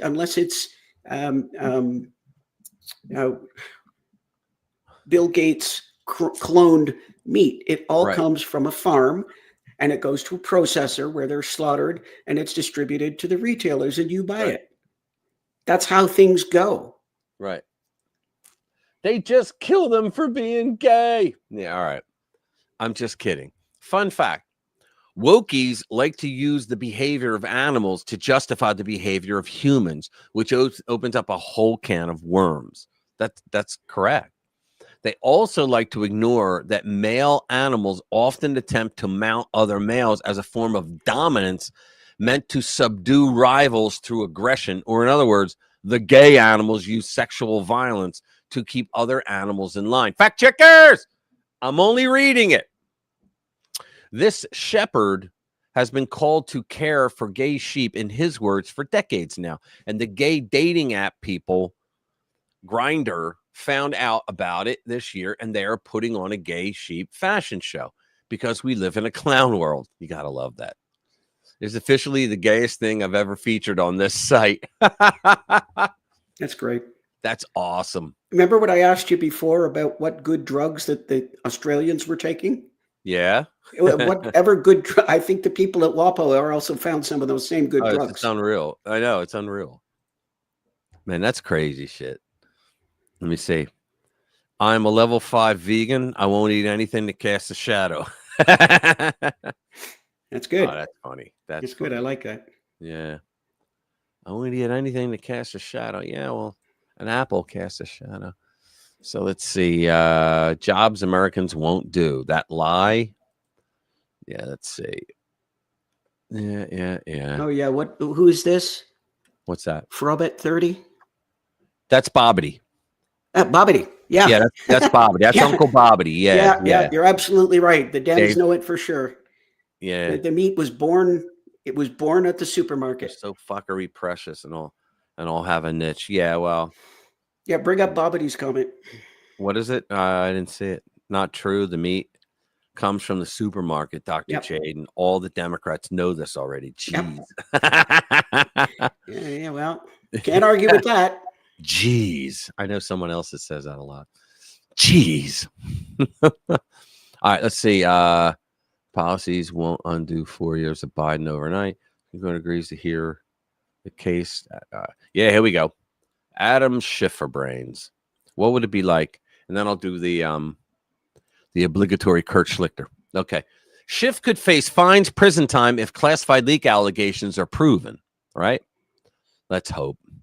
A Democrat whistleblower's allegations, backed by newly declassified FBI interview reports, are now threatening to upend the political career of Senator Adam Schiff. If the whistleblower's account is accurate and prosecutors pursue the case, Schiff could face not only career-ending political consequences, but also staggering financial penalties and lengthy prison terms. As Tolman noted, the legal exposure could multiply quickly. Quote, it depends on the counts in the indictment. The fine is up to $250,000 for every leak that's charged. The claims date back to Schiff's time in the U.S. House when he served as the ranking member and later chairman of the House Intelligence Committee during the Trump-Russia investigation. The whistleblower who worked for Democrats on the committee for more than a decade repeatedly told the FBI starting in 2017 that Schiff had authorized leaking classified intelligence to the media to damage then President Donald Trump. Now, that's against the Espionage Act right there. Leaking classified document. And you know something? The Espionage Act actually doesn't say classified. It says any document. So to leak that, it's a felony. Yeah, and what about the documents that were just like made up of whole cloth out of somebody's imagination that they leaked? Right. Yeah, that's exactly right. The whistleblower that in an all-staff meeting said that Schiff declared that the group would leak classified information which is derogatory to President of the United States, Donald J. Trump, and that the leaks would be used to indict President Trump. The whistleblower claimed he immediately objected, telling Schiff the plan was unethical and possibly treasonous, but was assured by others that we would not be caught leaking classified information. Well, how did that work out for them? Yeah, because it was going to be Biden and then Kamala. Yep. The source informed federal agents that Schiff believed he had received a promise to become the CIA director should Hillary Clinton win in 2016. There you go. The whistleblower identified Representative Eric Swalwell as a likely conduit for the leaks and said he was abruptly fired after raising the issue with the FBI. Despite the seriousness of the allegations, the whistleblower says FBI leadership, including Director Christopher Wray, did nothing. Of course. He claims to have repeated the same account to agents from the Bureau's St. Louis office in 2023, again with no action taken. Now, former U.S. Attorney Brett Tolman is warning of the potential penalties Schiff could face if prosecutors were to bring charges. In a conversation with political commentator Benny Johnson, hi, this is Benny, Tolman explained that leaking classified information carries steep financial and criminal penalties. Quote, yeah, I mean, the fine is up to $250,000 for every leak that's charged, and it depends on the counts in the indictment, Tolman told Johnson. Also, keep in mind, some of the punishment hinges on the purpose of the classified leak or the possession of classified documentation illegally. The purpose becomes very important. Tolman said the context of the leak could prove decisive. Wow, we're done with that. So another example of how and where we would be if Hillary had won. Oh, yeah, you know that. You know, I mean, I don't think, I mean, I've thought about this an awful lot, and I'm not sure that I even yet understand the size of the bullet that we missed. Oh, I'm telling you. We dodged such a devastating blow. Yeah, she would have, like, a lot of liberal women feel that they have to prove themselves, and the way they do this is why they make terrible bosses. They have to prove themselves, and the way they do that is by being an asshole. Yeah, they got to prove they got to prove that they got bigger balls than the guys. Exactly, and Kamala Harris would have done that. And oh my God, you're right. We dodged such a bullet. We dodged a Marxist nightmare, is what we dodged. Yeah, because you got to wonder, would the same people that were running Joe Biden run her? I think the answer is yes. Hillary, yes, absolutely. Well, it was Barack Obama and it was Susan Rice and the other one, Valerie Jarrett. Obama had the two of them. Yeah, all of Obama's people holding the would have strings just stayed, and all that. all of Obama's people would have just stayed right where they were when Hillary came in.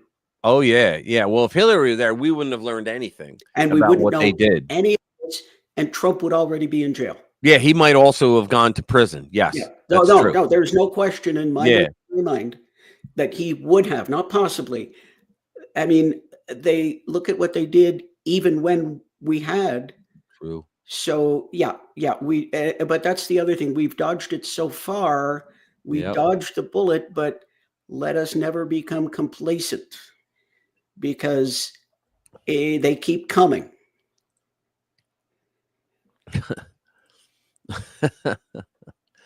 Oh man! All right. The only thing Trump has done wrong with justice is he needed let Hillary go. He needed to give a little more tiger testosterone to Pam Bondi and Kash Patel. Yeah, I think she needs to go. And Patel, I think Patel's been hindered by Bondi, to be honest with you. Yeah, that could be. I think so. I'm kind of disappointed with Patel, and Bondi, I've just completely lost faith. Well, I'm not really disappointed yet in Patel. He did what he was told to do, but see, everybody thinks that these guys should be in prison already.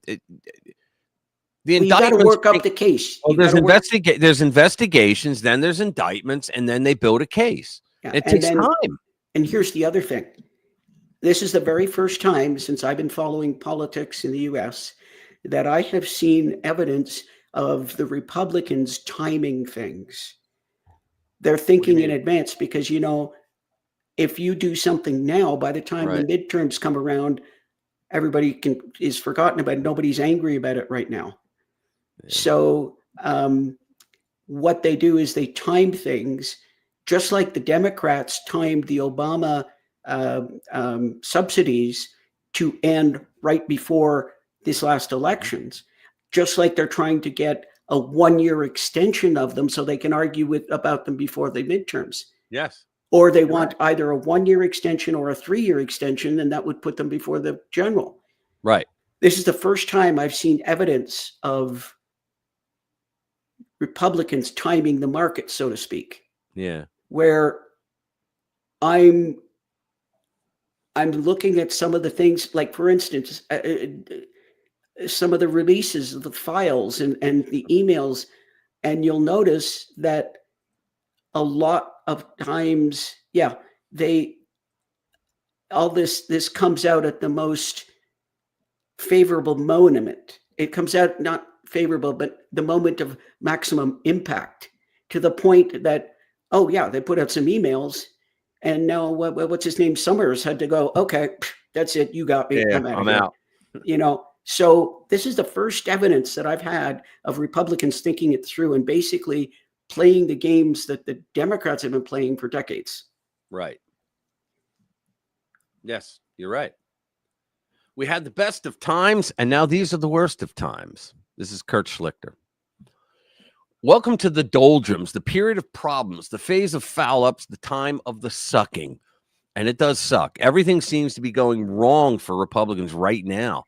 We were flying high a few weeks ago when Donald Trump negotiated the end of the Gaza war, and then it was all downhill. He ain't lying.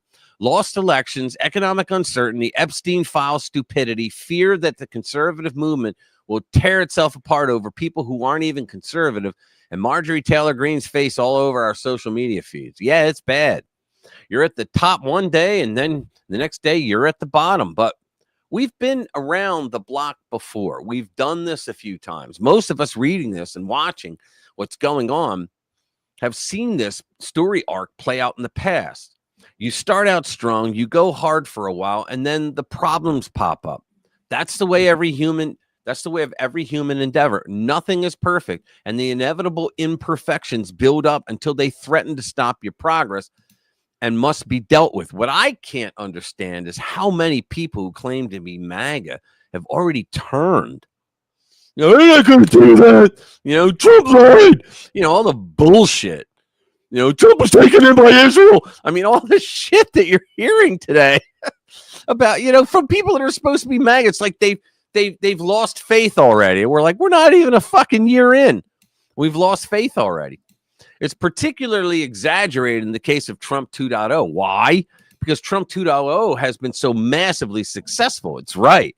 In the beginning, we were kicking ass, weren't we? Just go back 6 months. It was a win after win after win. We shut down the border. We took out Iran's nuclear program.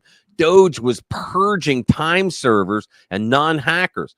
We were kicking over the feed troughs at USAID and elsewhere. Freaking PBS was dead. Sure, there were obstacles, but the pinkos were not going to just give up their power politely merely because the voters rejected them. It was awesome. Yet, it is the comparison with those dizzying heights that makes the current depths look so much more bottomless. They're not. The conservative movement, MAGA, America First, whatever you call it, is unlikely to crack up because Tucker Carlson is cracked up. The affordability crisis is unlikely to persist all the way to the next elections. And those elections are not necessarily going to be a massive defeat. But it sometimes seems like those things are inevitable because it's so miserable right now. It's always darkest before things go completely black. Now, all of these things could happen. We could be idiots and continue to focus on tearing ourselves apart rather than getting back to delivering more wins. We're going to have to devote valuable time, effort, and money to defeating the dummies, backstabbers, and morally preening puff boys in our own party who distract and undermine us. The economy could stubbornly refuse to get better. Or you could have judges that are trying to fuck with that. We could be Jerome Powell. We could be wiped out in next year's elections, and there's a lot of evidence that this would happen if the elections were held today. It's true. but we don't have to tear ourselves apart. A lot of the tearing apart is by people who have been Republicans very long at all, people who joined the brand new Trump coalition in 2024 because Kamala Harris was so much worse. It's not a solid coalition yet, and it can't be expected to be solid coalition yet. Those take years to solidify. Remember, a lot of the people with us aren't actually conservative. They don't actually like a lot of the things that we like. They just had much more in common with us, or felt especially threatened by the wine-sodden communist menace that was Kamala Harris. We've got major disagreements, and those are going to come up. And there's also the psychological issue. Some people are uncomfortable being allied with us. They still think we're John Lithgow and Footloose. The economy may remain stubbornly bad or stubbornly perceived as bad, but we've been to this rodeo before. Ronald Reagan took a couple of years to turn things around, but when he did, there was an enormous boom. Donald Trump took a couple of years to turn things around during 1.0. When he did, there was an enormous boom. Are you seeing a pattern of what happens when conservative policies are put into place? Of course. Sure, we have the tariffs wild card, but we haven't seen tariffs driving up inflation the way they were promised by the critics. The inflation rate is down. That's undeniable, and it's beginning to manifest in certain products. Other products, not so much. And you know our enemies across the aisle, in our own aisle, and in the regime media are going to keep pointing that out. It's those enemies in our own aisle who lay down the marker against tariffs and are hoping they'll be proven right about it being a disaster, even though it's not quite been a disaster. Plus, Trump's going to be able to replace the Fed chairman next year. Right. Powell just refuses to drop rates. And right now, it's critical to drop rates with his plans. And then we're probably going to see reasonable interest rates again. Of course, there are structural problems with the economy. And even these initial fixes that Trump's putting into place are going to take time, especially after a Biden regime, the shit that they did. But that's one of our advantages. We've got time, not endless time. The midterms are just a hair under a year away. That's both forever and tomorrow. A lot is going to happen in the next 12 months. We've already, and so guys, what he's saying is stick together for Christ's sake. We've already established a solid foundation for improvement, but let's face it, we're going against historical trends. We're also going against hysterical trends.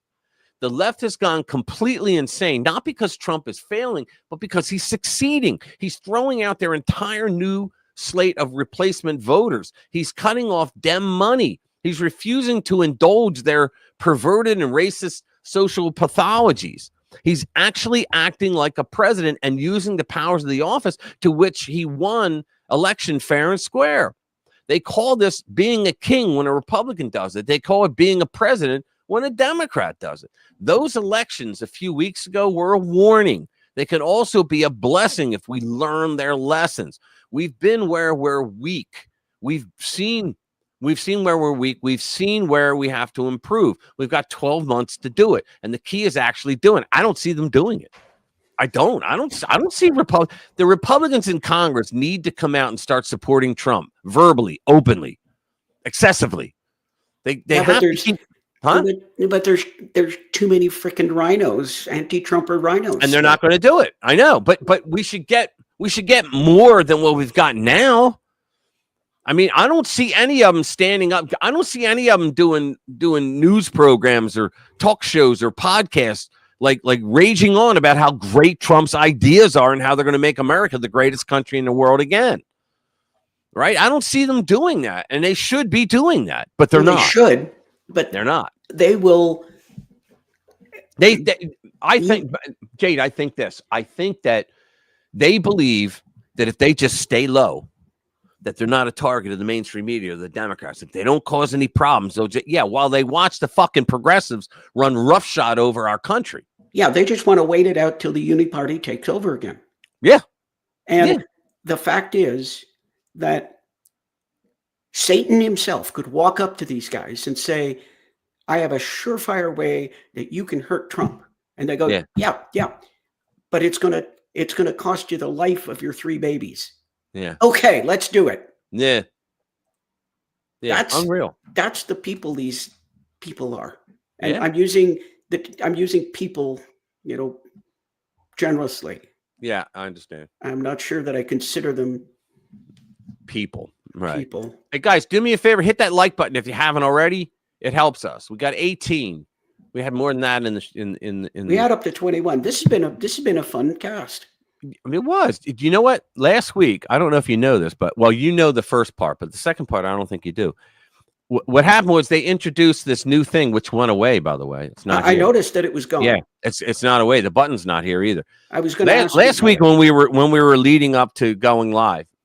There was a new button that they put in to StreamYard, and when you clicked it, you had your regular screen here that we see backstage, but you also had another one for mobile.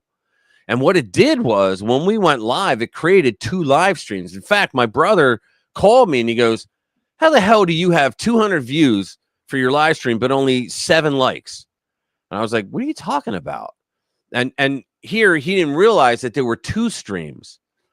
And so the one for mobile, there were 200 views on there.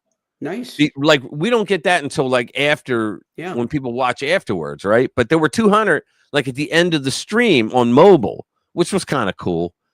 But nice. I just thought that was weird. Like we didn't notice that. That is very weird. Yeah. All right, guys, thank you for being here again. We're going to get out of here. It's been 3 hours. Thank you so much for being here the whole time. We love you for that. You know we do. Yeah, we appreciate that, because we know you could spend, your Friday evenings anywhere, but you come here. We love that. We just love that about you. And keep coming. Please bring friends. Come back next week. Bring a friend. Yeah, bring 2 friends. Watch our videos, please. Thank you. Comment on the videos. Yeah, really, guys. Yeah, guys, comment, hit the likes on our videos too, because believe it or not, it'll bring more people in here, and then you guys can have more people to mess around with. it really does. It really does help. Yeah, it'll make everything stronger. I mean, we'll grow. That's what we want to do, right? We want to get the message out. We want to have great times on Friday nights. So that's why I ended up hooking up with you, because that was when I first saw your program. It was not well circulated, and I'm thinking, maybe I can, maybe I can help boost. I remember, Jade used to put comments into a video that says, "I'm really only commenting here to help you with the algorithm." I remember that, and I thought that's pretty smart. I only did that a couple of times, and it was because I watched this thing. I really said, there's not much else to say, so I just said, "Here's a comment to help the algorithm." Bag o' nickels. Bag o' nickels. Anyway, that's guys, an old thing. That's an old thing. Lou and I one time were in a bar, and there was this woman across from us, and she was like yelling at us, and I was like, "Wow, man, she looks like she was hit in the face with a bag of nickels." And then the other one was she was pretty heavy at her own right, and I said, "Yeah, she's about 5'4", no matter which way you measure her." Yeah, you remember? I was very rude when I was young, guys. Sorry. We were very rude as well. I didn't think this up, but worked with a guy 35 years ago, right. And he had bad acne scars, and one of the nurses said he looks like his face got lit on fire and somebody put it out with a rake. Yeah. Yeah. Anyway, on that note, guys, thank you for all right. Thank you guys for being here. We love you. All right, we're out of here. Have a good weekend. Have a good next Thanksgiving. Week. We'll see. We'll be here next Friday, unless you're going away, Jade. Yeah, we'll be here. I'll be here. Yeah. Probably Jimmy from Philly will do the show with us from here. I'm going to have a couple of weeks off at the beginning of December because. Yeah, I dated her about 60 pounds ago. I remember I said that, and I got a lot of room to talk. I'm going to miss a couple of shows at the beginning of December. Oh, are you? All right. We can talk when we. Yeah, we'll talk when we go. All right, guys. Love you. Have a good night.